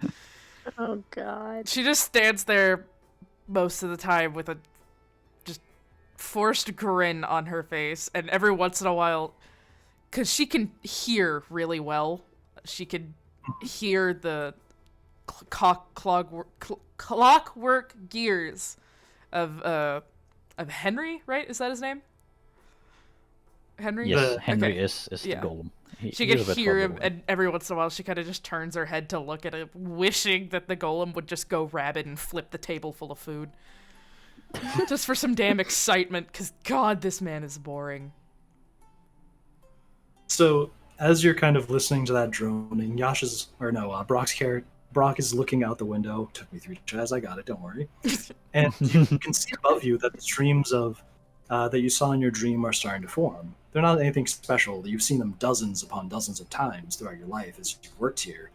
But, they're kind of making their way across the sky, and they're flowing the resurgent energy to the various regions. An energy which you know quite well to be powering the modern expansion of all the kingdoms surrounding you, and all of the major cities. With this energy, they're going to be able to stay afloat for 3 years, plus some change in case anything goes wrong, and currently, everything's looking in tip-top shape. The resurgent energy is flowing as it should. All is normal. Shanti kind of, while she believes that nothing really could go wrong, because dreams can be wrong, they can be manifestations of stress, even knowing that, she gently reaches out and puts a hand on the fancy guy's shoulder, but kind of ends up missing and kind of like shushing him by putting her like hand over his mouth, and she goes, "I do apologize for the interruption, but if you'll excuse me, I would just like to monitor the resurgence." And before he could say anything, she just stalks off in the direction of the golem sounds and tries to find where Brock went. Because he's the only one who'll be honest. He'll be like, "No, yeah, your shoes look like shit." She'll be like, "Good, Yes. alright, thank you." Finally, an honest human being in politics. You hear him call after you, "Well, I hope to see you soon." Oh, And never he again. gets back to whatever banter he was doing before. And then as you arrive at the window by Yasha's side, you can see clearly the streams you just saw a moment ago. Would you like to say anything to each other about it? Yeah? Brock, please, when did I become the political ambassador for this group? I thought I ran an entire department, not the politics. I know too well what you mean. Yes, but at least people leave you alone. In the corner of your vision, you can see this fancy dude just kind of gesturing like there's no tomorrow. He's all over. Oh my god. Oh, I just look over and just tell Henry, move right there. I don't need to see this. And he moves like completely in between. It's still Okay, illegal not to on the falsely table, it can. imprison somebody, right? I'm afraid someone of his stature, no. Damn. As you look back, you once again see him gesticulating in a new way that was completely unique from the previous one, and somehow he's still talking. I can't see very well, but what is he doing? His form looks like a snake. It looks like a new dance form, Oh, but dear I'm God. gonna be honest. I think he's just trying to impress at least those 2 ladies and that guy that looks like he has a lot of money. Yeah, Him like and he almost looks like he could be dancing. He's just gesturing that much. him and everyone else at this damned ball. The And then, right others as you at say least that- want to dance. Fair enough. And right as you say that, you hear a massive shock travel through the building, as it feels like for just a moment you levitate for like half an inch off the ground, and a very loud metallic screeching noise seems to roar from the sky above you. And Brock? then you see the force shield come up around the entirety of Vestia City, and the resurgent energy flowing gets completely cut off by the sudden intrusion of the force shield. Oh, fuck. What? Okay. Then So only that was real. about 30 Shit. About 30 seconds pass, and quickly you see some guards just kind of step into the center of the dance floor and quickly calm everyone, saying, "Don't worry, it's merely a protocol to shut down the city. I'm sure it's nothing, but have no fear. That it was merely one of the mechanisms built into the city. You are all in no danger, don't worry. If you look out the window, you can see the force shield now has appeared, as clearly marked by the fact that he points towards the window, and you can like see where the beam of resurgent energy is kind of like halted at the edge of the city. As far away as it is, it's still a big tube of like glowing energy that's floating above the city. Brock, where's Cynade? Great question. And I look around, mostly looking for Betsy if she's anywhere. And then, right as you say that, you hear Betsy flapping its wings down the hall and go flying into the main ballroom that you're in. And they fly down to you and land on your arm. Betsy, what happened? I don't know how to voice act your bird. How do you want me to do it? I found Cynade. Bird voice. What did she say? And then right as it makes that noise, you hear some stepping down the hall. And now, back in time again. We're jumping back to a different moment. And that's where we're ending that chunk of that. Oh my gosh. So, don't worry, you'll see how this all converges. So now, we're going to Mars's character, the aforementioned Cynade. So, once again, back in time, you're currently inside of the Hall of Artifacts that are kept deep in the heart of the Capitol building. You're doing your job, making sure everything's where it's supposed to be, and you're currently overseeing some of the mechanisms that are meant to help make the resurgent event occur properly. It's a very big machine, which, granted, you don't know too much about, but you could always ask the artificers for any details that they might need, or that they might have to share with you, or they might need to figure out. But everything seems to be going rather smoothly, and one of your underlings walks up to your side and says, excuse me, Miss Cynade. Everything seems to be going smoothly.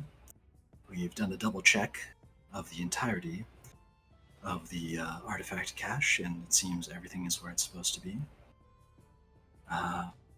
Seems everything is currently in its order.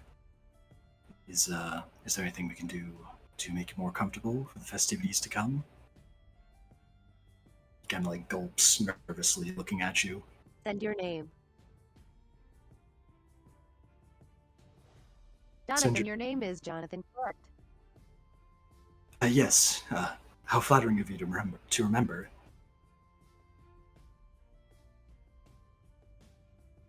Are you okay, Jonathan? Do you know what year it is? Yes, it's a multiple of 3, of course. It seems to be a rather strange question. Do you know what this year marks, Jonathan?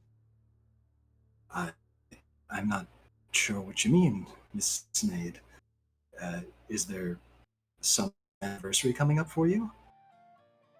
It is the 1000th year of the city, Jonathan. Oh, but of course, yes. What a wonderful occasion.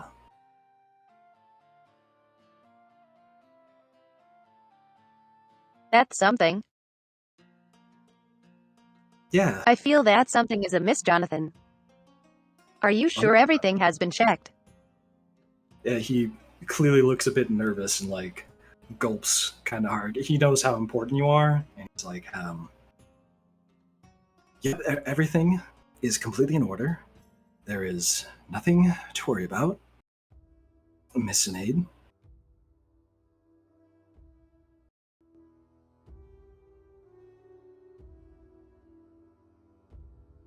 Including the fault that no one is supposed to go into.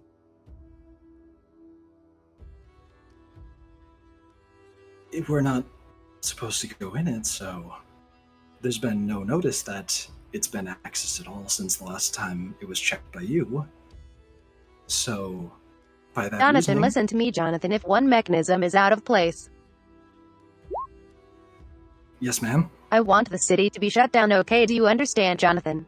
Yes, ma'am. I understand. He's clearly shaking at this point. I also would like to speak to the councilman. You know what's his name? Getting his name. Yes, I think you mean Mr. Lyonell, I correct? If I remember correctly? Yes. Gotta look at my notes. No, not him, he's no. Oh?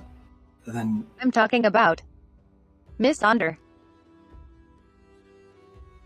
Miss Sand. Oh. But, sure. The chairman, I want to see the chairman today. Right now? All right, I'll... You know Jonathan. Yes?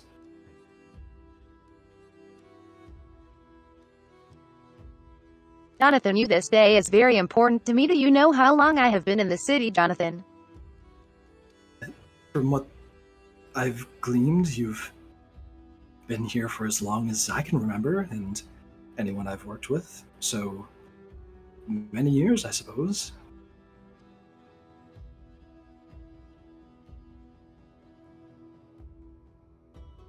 I was here since the founding of this city, Jonathan. This city is my legacy. Really?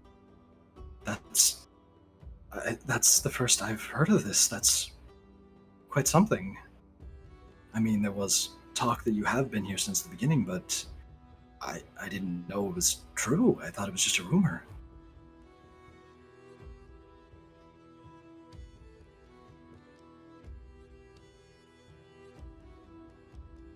Like you to gather the council for me, I need to have a chat with them. Yes, right away. I'll see to it right now. And he kind of bows away and quickly makes his way towards the door. As he opens up the door, there's kind of this like rattling noise on the other side of it.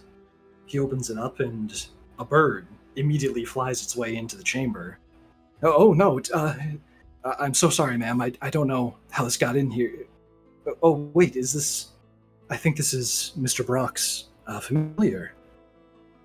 What's it doing here? Don't worry, Jonathan, I recognize this bird. Yeah, it's... Oh, okay. I'll get to work now, assembling... Bird, you have news for me. He shuts the door and he makes his way down the hall. The bird then looks up at you and caws. It seems... Please forgive my terrible bird voice.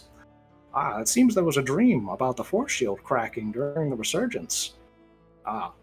Something's going very wrong with the ceremony.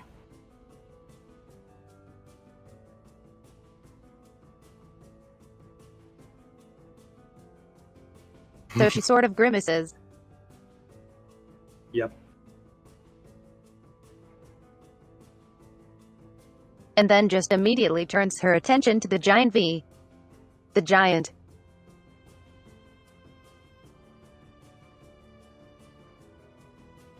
Giant, like the mechanism you're in front of, correct? Place where no one is supposed to go into, extremely protected, and she just has this look on her face like it is happening. Oh, the vault. Yes. Would you like to go check the vault? I would like to check it. So the bird kind of hops its way along the floor, following you a bit. And, you go up to the vault door, and you know the secret code to get in. You know all the mechanisms.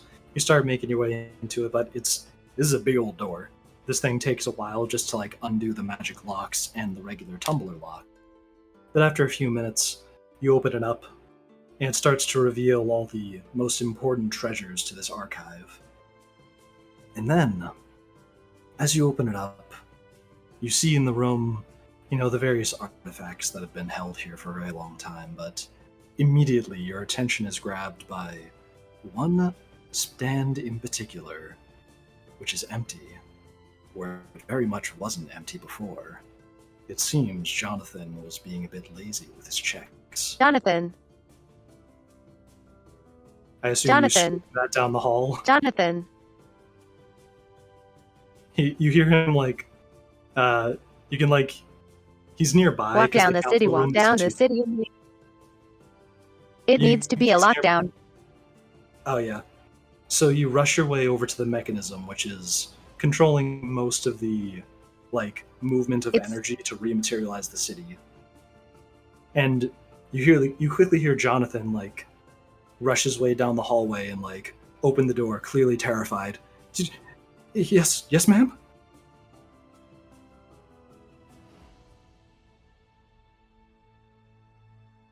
Walk down the city, Jonathan. Lock it down. Lock it down? But The ma'am... council that the speaking stone is missing. Oh no. Alright. Fine. Then you have Oh, no idea what this means, Jonathan. okay. I'll go do it quickly. It is your orders after all.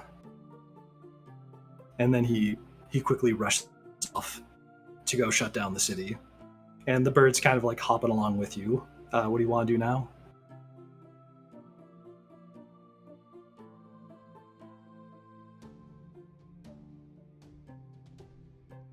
Bird, go back to them and tell them I'll be there shortly. I need to go speak with the council. Gotcha. So the familiar flies off and it heads in the direction that it thinks Brock is in. And you make your way towards the council hall, which is not too far away from this mechanism. It's like a pretty close room. And you can see Jonathan kind of like rushing ahead of you as he like turns a corner and like heads towards the room.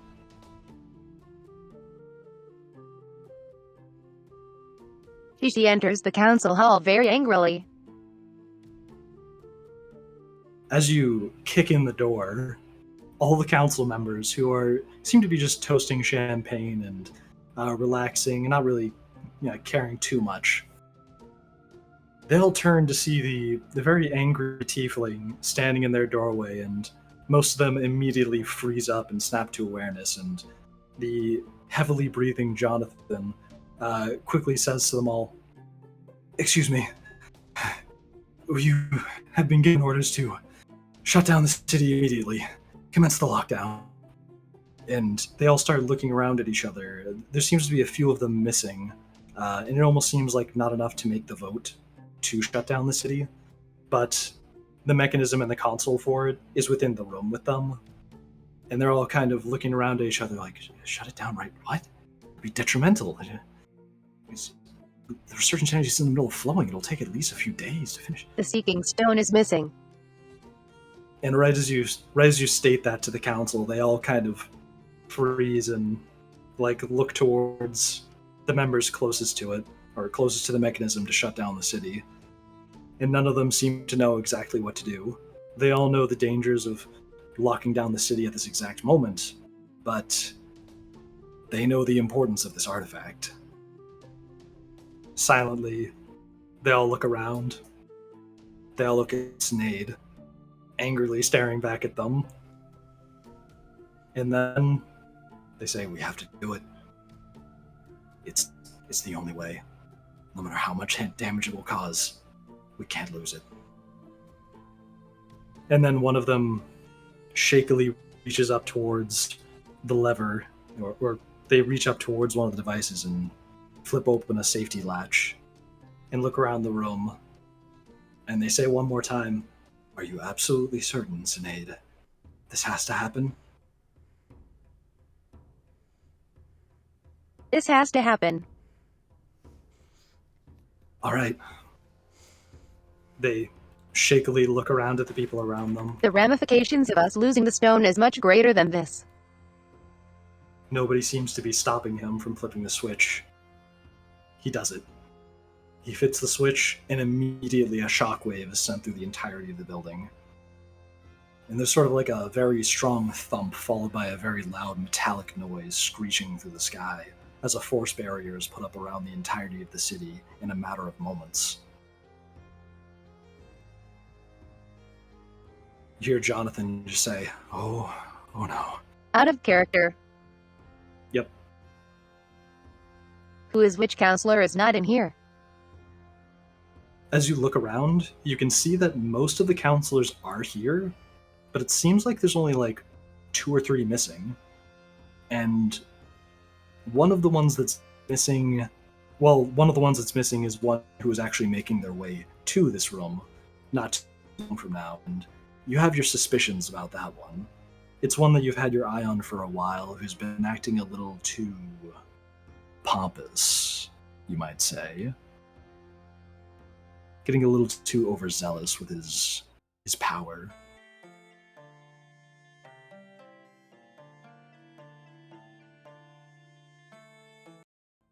So.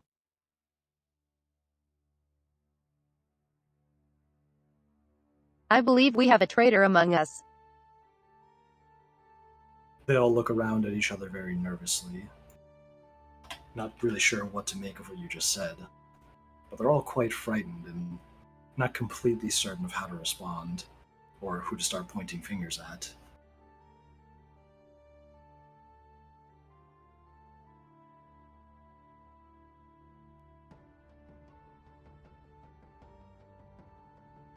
If you have betrayed me, betrayed my father,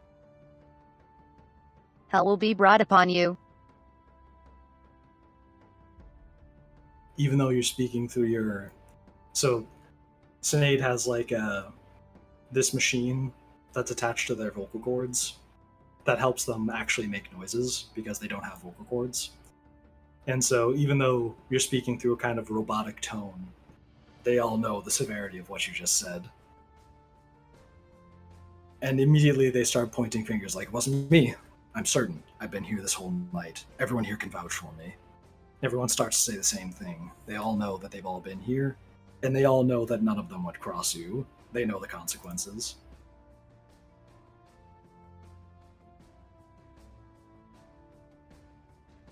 No idea. I have an idea who it is. But I can't throw any accusations right now. I am going to go to the party. Handle this.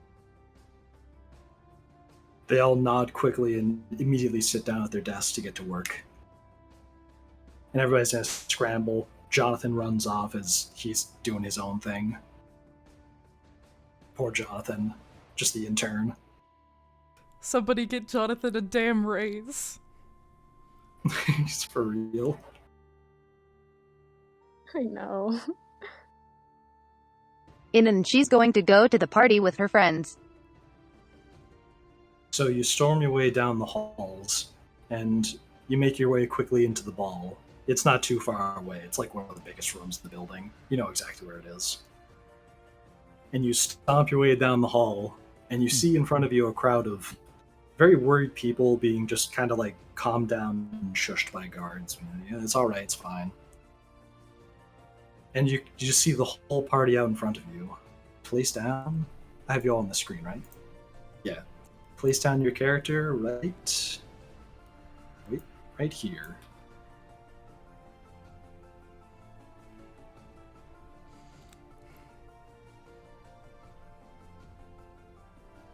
And there they are. So the entire crowd's staring up at you, and they see this tiefling with these polished white ivory horns and this very fair complexion. And they see a very stern look on their face. And they're all just kind of like, you hear some like whispers among them, like, oh, she's pretty. I'm like, oh, wait. Oh, she is. Clearly you have a reputation among the people in this party. And some of them don't quite know you, but I have the sneaking suspicion they're about to get to know you.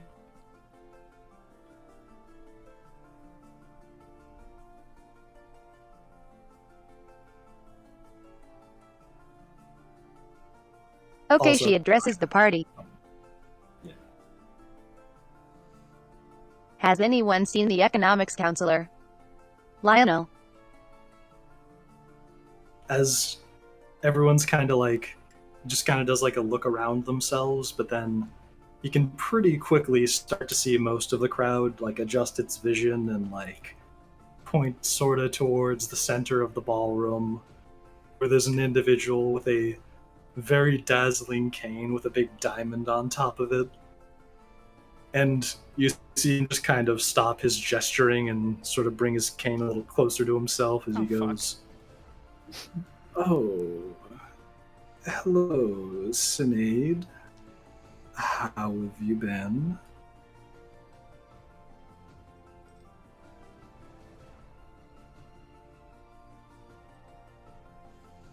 Let's get straight to the point here. Where have you been? He sort of like steps back a little bit and he's like, "Well, I've been here at the party. I just arrived after all. You can even ask Shanti here." He points over towards the window where Shanti's standing. "Right, Shanti? I've been here this entire time." I've only seen you in the last 30 minutes. But I was also predisposed. I would not be the partygoer to ask. She's just holding a glass of wine, like, don't talk to me. I hate you. I hate working with you. You're annoying. Fuck off. Lyonell quickly turns his attention back to Cynade's. See, I've been here, having a lovely conversation with everyone. Lovely.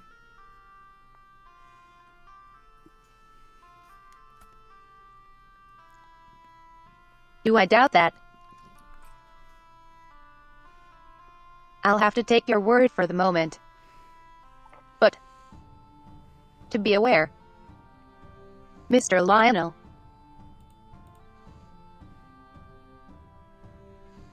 I have been watching you and I am aware of all that happens within this city. And Sorry.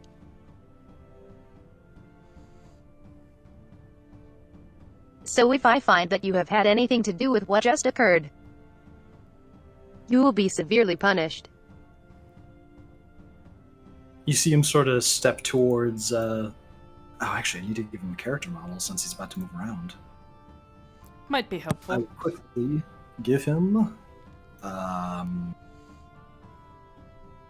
Just a moment. While you do that, Shanti kind of leans over to Brock and goes, "What just occurred? Do you know what she's talking about?" I have no idea. She must be talking about more than just the shield, right? I would assume the reason for why she did the shield. Because she is one of the few people that can initiate the vote on this. She looks pissed. Yes. That must mean something bad. Back to Lyonell, you can see him kind of start to sort of saunter a bit, trying to remain casual as he walks over in this direction. It's like, see, everyone here has enjoyed the lovely company of me being here, and you can see his attention is clearly kind of divided between his, like, walking towards this far door and also, like, keeping eye contact with Cynade. And then as he's about, like, here-ish, he's kind of just like, and now that everything is all settled, I think the wine has been to my liking. I think I'll be making my way into the dining room. Feel free to join me if you'd like. And then he quickly turns to try and rush down this staircase behind him, which had that rougher-looking dude standing in front of it. And quickly you see, 1 second while I check the names. Is it Fart Boy? You see Mirella running up the stairs with a cat alongside them, bump into him, and he immediately gets knocked down by the force of the push. He's kind of a frail, rich dude. And, bitch. roll a dex save real quick. It's a d20. While she does that, Shanti lets out a laugh and tries to stifle it in the wine glass. The entire room is like silent as this is happening, and they hear you laugh. I laugh loud. Where am I roaming? So she isn't hurt. Am I rolling? No, Cynade, you're not, or Cynade's not rolling. It's Mirella, Deja's character. Oh god. I am kind of taking my face out of whatever piece of meat I was eating and just laughing wholeheartedly. Okay, so do I roll a Brock 20? and Shanti, BFFs forever. Yep. Roll a d20. 1d20. Oh god. 14. Hey, better than nothing. 14. As you run Modifiers. into him, he gets completely knocked down. It was like running into like a pillow. And it's like you feel the force of it, but like he was like, strangely lightweight. Like this is a frail rich dude, and he just gets knocked down, and spilling away from him, his cane kind of gets out of his hand, but also what seems to be an envelope, which he kind of quickly scurries to try and pick up. Ooh. Also, there's just a cat chilling out next to this woman in a red dress who just ran into him. Ooh, Make the cat get the envelope! Make the cat get the envelope! Get the envelope! That cat is in fact Zendel. I know! Zendel, get the Yes, envelope! yes. Get the envelope. Meow. Come here. I rush towards whatever envelope they're looking for. Make a dexterity check. Roll a d20. Roll d20. Gotcha. Oh my god, if you get this, Set up your sheet. 14, baby. you get shin scratches. Good boy. Good boy. Did everyone get 14. it? You swiftly leap over the scrambling rich dude's body and kind of snatch up the letter. And as you do so, the face of it kind of shows, and it looks like a list of various pieces of information, as well as what seems to be some names listed on there. Mhm. You can't make it out since it's in your mouth and you're a cat right now. Yeah, I'm just bringing it back. Can All right, can Mirella thanks. take it? Yeah, you can walk over to it and check. Yeah, sure. Because cats don't have any thumbs. I'd get it myself, but I don't have thumbs! Okay, so she takes it out, and what am I reading? Makeshift. So, do you want to read it out loud? I need to know. Okay, I need to know the names. So is one of them Zendel's name? So, Zendel is, yes, he's on it as well as like, he's labeled under it as like for sale, in like parentheses next to it, like high price or something like that. Just like he's clearly a high value item here. But then clearly in the corner of the paper, you can see there's kind of this insignia on it, which you immediately recognize as that shield on the emblem that you're carrying. Mm-hmm. And so clearly he must have been involved in the human trading. Hmm. He's now just on the ground, scrambling to get up. Excuse me, give that back immediately. Kind of sticks out his hand daintily and like puts a hand on his hip. Ma'am, and can I like, see it? one hip. I'd rather not give it to you, dear sir. And, ma'am, who are you exactly? She speaks to Cynade.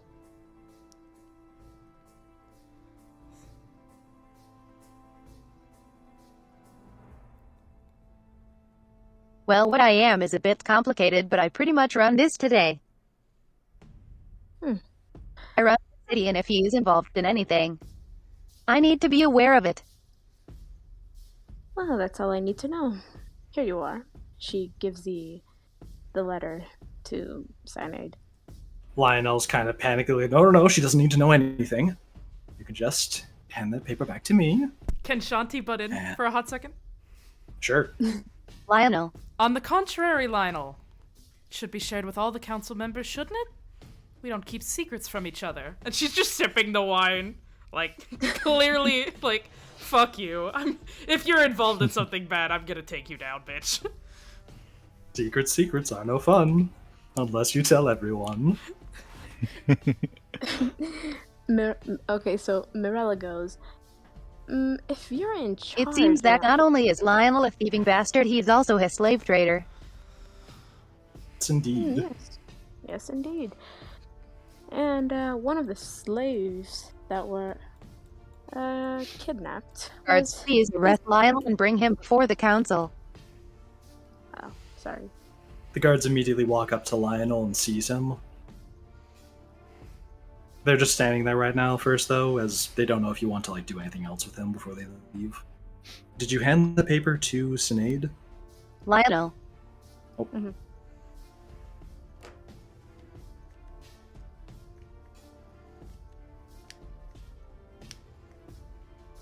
Rest assured, the city down the artifact is getting nowhere, and we will get the location of it. No matter how much it hurts you. He says, I don't know what you're talking about. Did you hand Cynade the paper? Mm-hmm, I did. You look at the paper and you can clearly see that one of the checked off items on the list says, like, vault. Clearly implying the one item from the vault is missing because of him. Lyonell, are you seriously selling it? I am just doing what I've always done, which is business. That's what I got hired for. So, I figured we could use the extra funds, or... Okay, gentlemen, please take him to the council chambers. I will be there shortly. The guards are just like... And they start marching off with him. The purpose of that artifact is not to be sold. This is outrageous. You can't do this. But the guard's clearly doing it very easily. So he gets marched off towards the council room. Okay.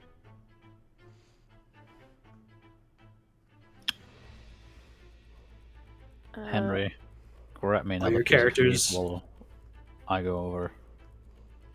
I don't know what your name is, but you clearly have some idea of what artifacts are selling. Do you know where they might be selling this stuff? Oh, me? I don't know anything about an artifact, but all I do know is that there was some slave trade going down around here. What? And I managed to... Yes. What? Slave trade. If you guys are part of the council, then clearly you should have... Clearly the work of Lyonell. Yes, indeed. You're absolutely from right. what I I've should have seen. known. It's outrageous. I knew he was a bastard, didn't know he was this big of one. And I managed to save at least one of the slaves. Zendel, if you would. I You shape gesture back towards the to cat. You see Yeah, this cat anamorph in front of you into a man covered in big fungus. Hello. Oh god. I am And Seth. Human or elf? Do you need a shower? You can immediately smell me. Oh dear God. The whole party immediately kind of like a shiver goes through the room, like at the speed of wind. Everybody's like, Oh, great. Never mind, Henry. I'm not eating anything today anymore. Somebody You should've opens a seen balcony window. You should have seen. You should have seen what he let rip. Oh dear God. I don't want to know. Be Literally. grateful. Where were these? If I go down there and find dead bodies, You may find 2 bodies. I'm not sure if they're dead, but I'm pretty sure I left them alive. Oh dear God. No. They're conscious, you know they're not dead. Yeah, Like they were they're not. clearly breathing as you left them.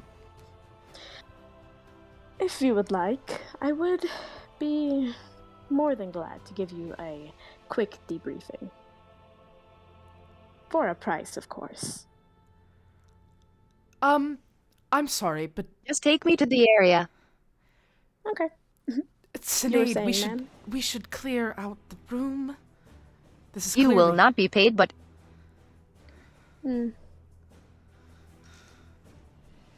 yes, everyone please leave. Party will restart shortly. Swiftly, the guards help gesture people towards the exit, and everybody kind of makes their way out of the room. The room is now empty after a few minutes of people just kind of wandering towards the exits. Except for you guys.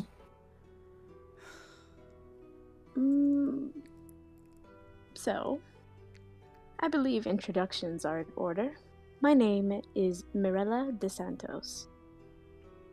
And you are?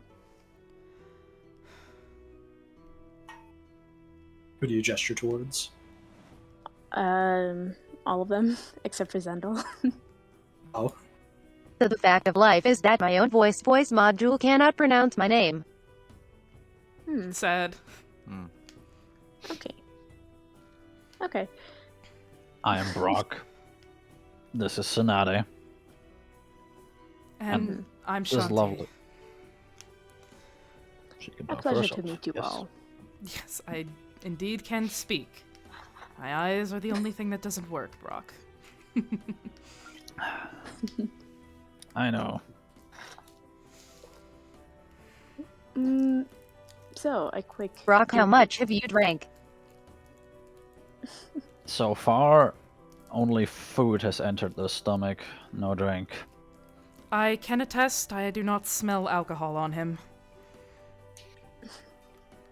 That does not mean that this day hasn't been stressful already.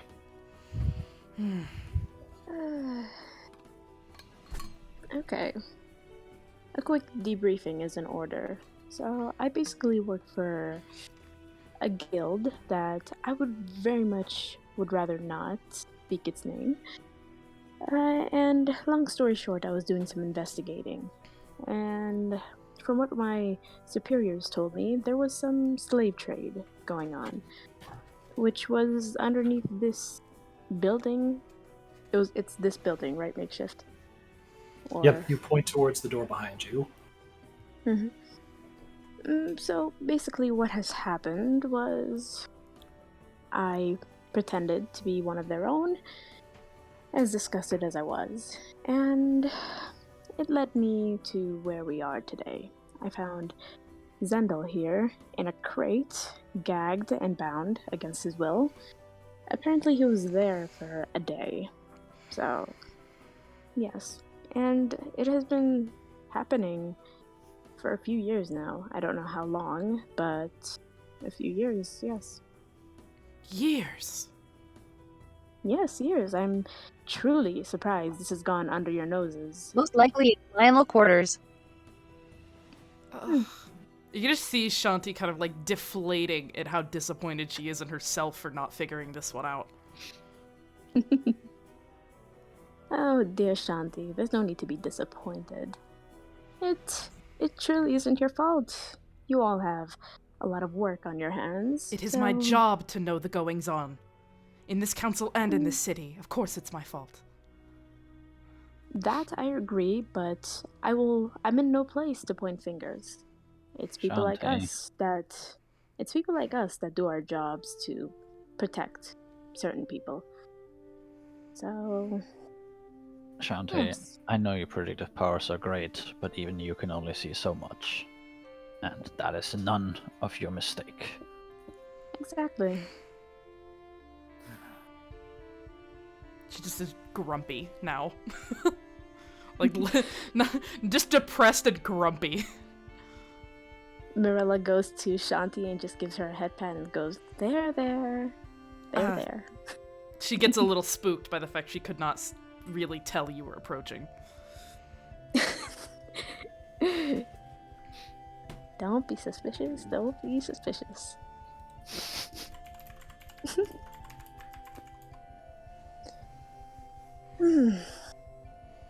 As you're all talking and things are kind of calming down. No. No? No? Wait a second. 5-second delay on Mars' speech, so I gotta pause. Now I think that.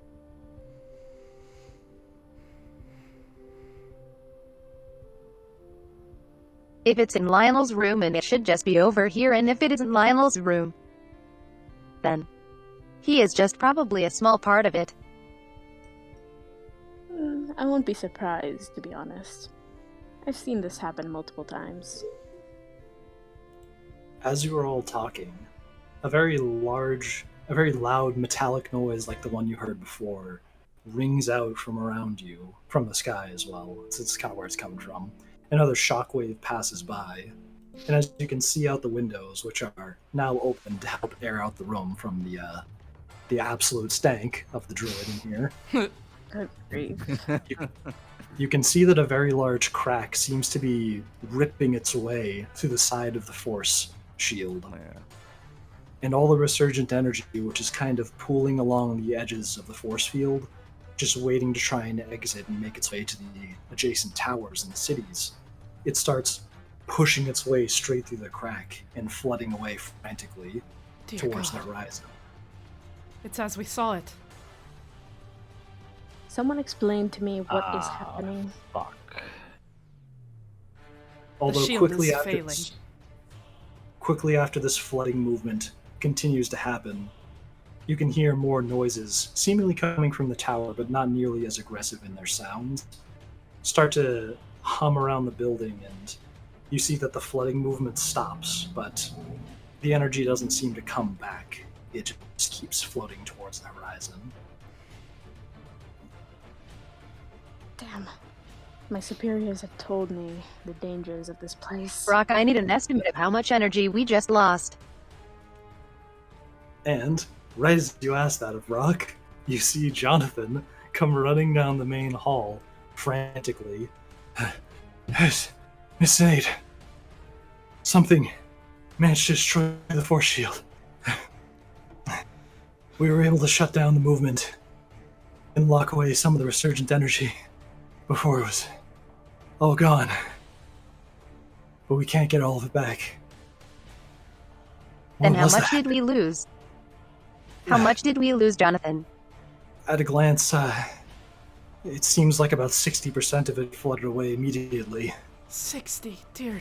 Oh, Is that a good thing or a bad thing? very That's bad. That is very bad. That's about 2.5 We are years going to worth have a lot of energy. deaths. Oh boy. This day is getting very, very Jonathan, interesting. And then Mirella slowly starts laughing and giggling. She's like, I haven't felt a rush like this in ages. cancel. Yes, Miss Cynade, what is it?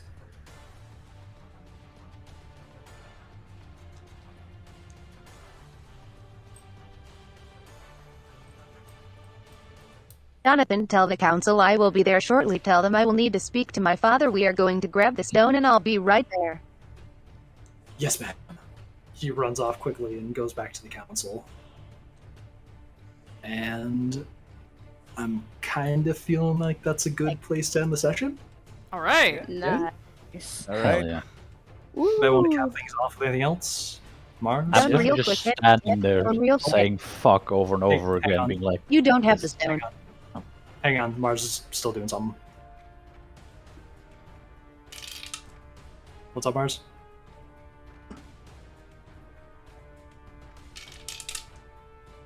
Can we go into that room and look for the stone real quick? Oh yeah, you can quickly go search for it. So like you'll all make your way to I'll go Lyonell's search for it. quarters. Yep. Oh, so you want to search alone for it? Yeah? Word. Okay. As you enter his quarters, you know it's kind of standard edition. Oh yeah, I'll let you do that. They DM'd me something that they wanted to do. So as you Okay, leave the I am room- going. To just.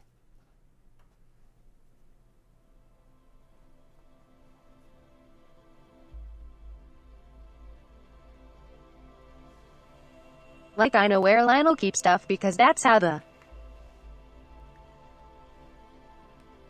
that's where he stores stuff for the economics. So I Yep. look into a storage room. you go looking in there, and pretty quickly you can see that some of the things seem to be out of place, and among them seems to be something kind of covered up, like a little bit better than most things. It's placed in such a way that they assume nobody would be checking here, but now that you're, breaking and entering, you can pretty easily see, like, laying around on the desk. There's something pretty important on the desk.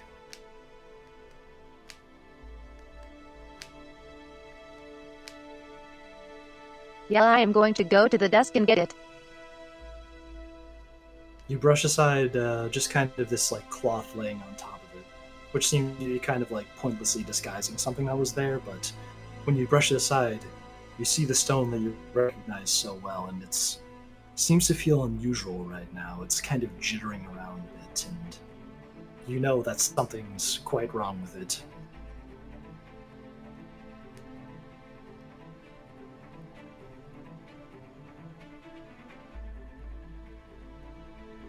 I'm going to grab the stone and then go out real quick to just tell them something real quick. Gotcha. You see Cynade reappear in the ballroom, quickly strutting towards you back down the stairs. The room is now also aired out from the fart smell. I need Thank to God. go to the council real quick. They do that. You all show up in about 20 minutes and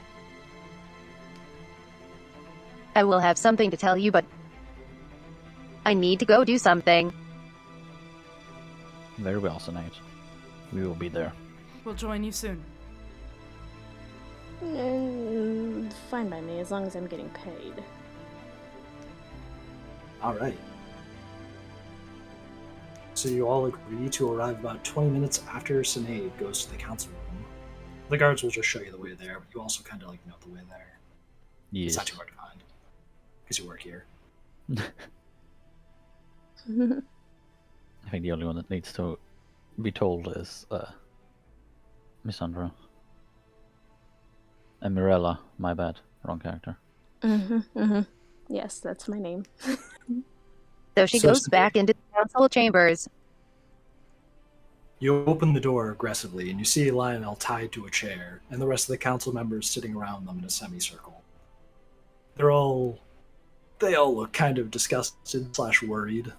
There's 2 guards standing at either side of Lyonell.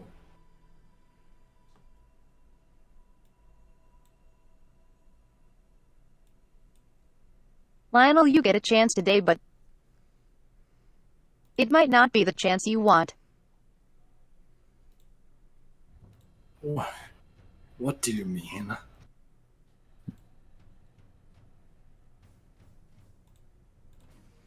You're going to get to speak to my father. He immediately halts up and freezes. Well, I'm sure he'd be happy to see me. Kind of leans back in his chair. Go ahead. Call him.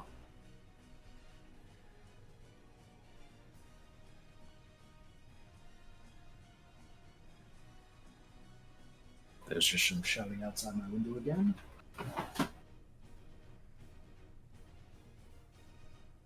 So she starts to commune with her father, the room getting darker and darker, and then suddenly 7 crosses appear. Oh. That happens. And on one of the crosses is this man, who looks kind of beat up, but he has a look of pure anger on his face, and she looks at him and says, "Father, a man has betrayed you." Oh, my dear daughter. Is that so? His kind of beat up face kind of lifts its head up a bit more. And the space is kind of looking a little strange. It's almost like these crosses are taking up an area that's bigger than the council room. And you're staring up at the night sky almost. And Lyonell's laying there in the chair, just petrified, looking up at this figure. It's good to make your acquaintance,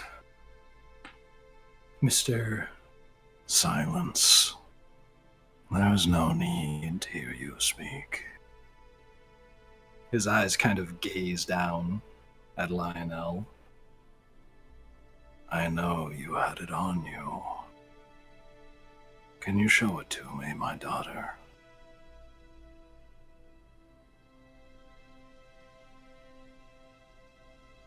She shows him the speaking stone. He glances down at it and sort of examines its unusual nature right now. The hands of a mere mortal have been on it. The stone looks to you, Lyonell. Father. Yes, Cynade. Do you think it's time to find them? He looks up towards the horizon a little bit. It seems our hand has been forced. And by the axe of a mere mortal, too. Yes, the time has come, Cynade.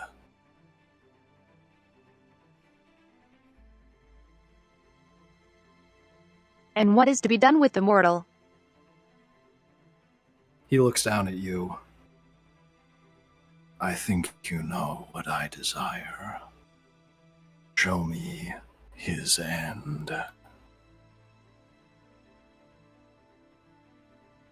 So,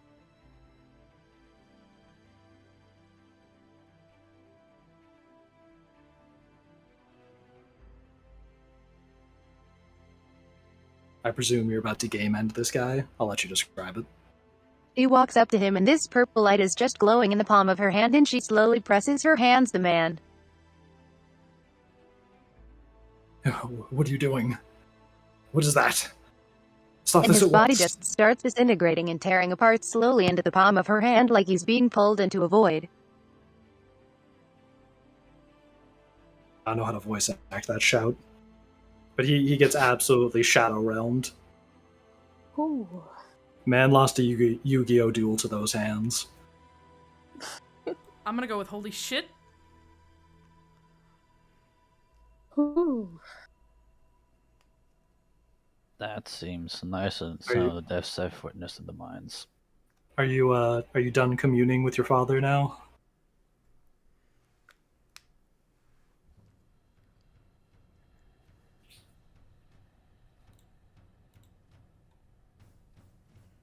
Father, I will bring you back, I will bring your siblings back, and I will bring a new wage. Good. I know you will, my dearest daughter. I hope to hear from you soon.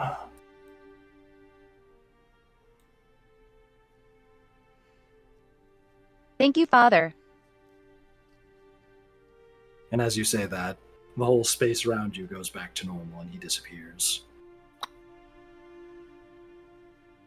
All the council members are just kind of sitting around with that look on their face. You know, like when the teacher's yelling at one person and everybody's just kind of staying quiet? It's like that, but like times 10. Oof. They're all looking frightened. Good grief. Granted, they all didn't really like that dude, so they're a bit conflicted, but they did just see him get shadow realmed. So...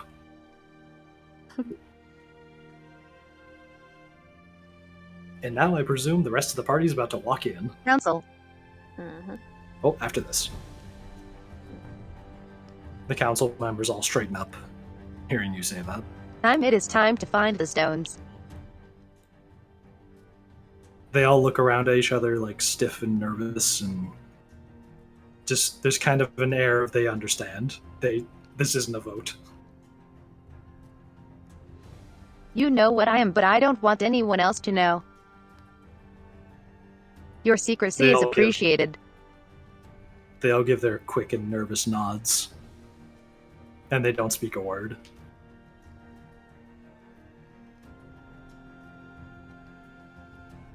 And I open the door to let everyone else in. You do that, and they're all standing out there.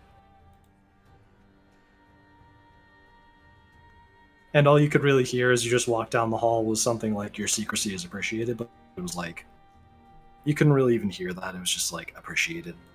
You could hear some talking. Could we hear the scream? No, you couldn't. Good. Okay. You got shadow realmed way too hard. Good, because that would probably make Shanti very upset. You arrive and you just see like an empty chair in the middle of the room. But otherwise everything looks normal. May I say something? Sure. Mirella was quick to read the room, and she has a theory of what happened, but decided to not say anything. Make a perception check. Okay, that's Roll D20, a D20. right? Yep. Okay. Keyboard work.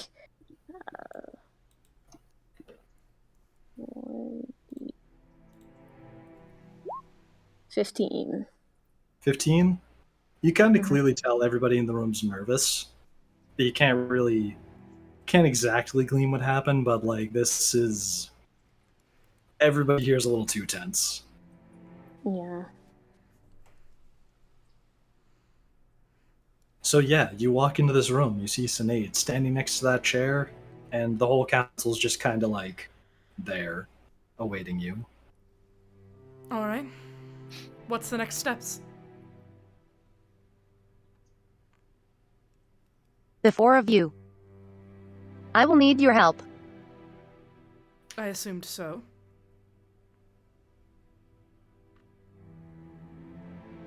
And right there is where we're going to end the session.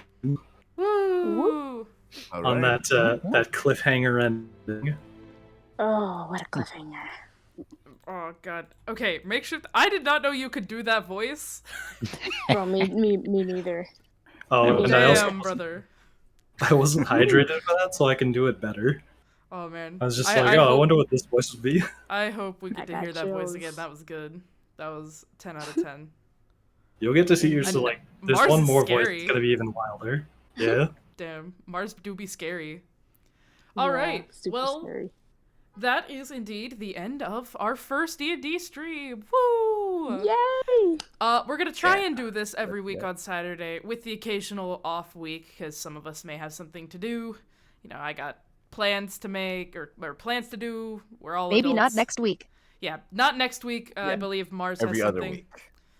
week. Probably, yeah. Stuff next week. Yeah, it'll probably be something like that.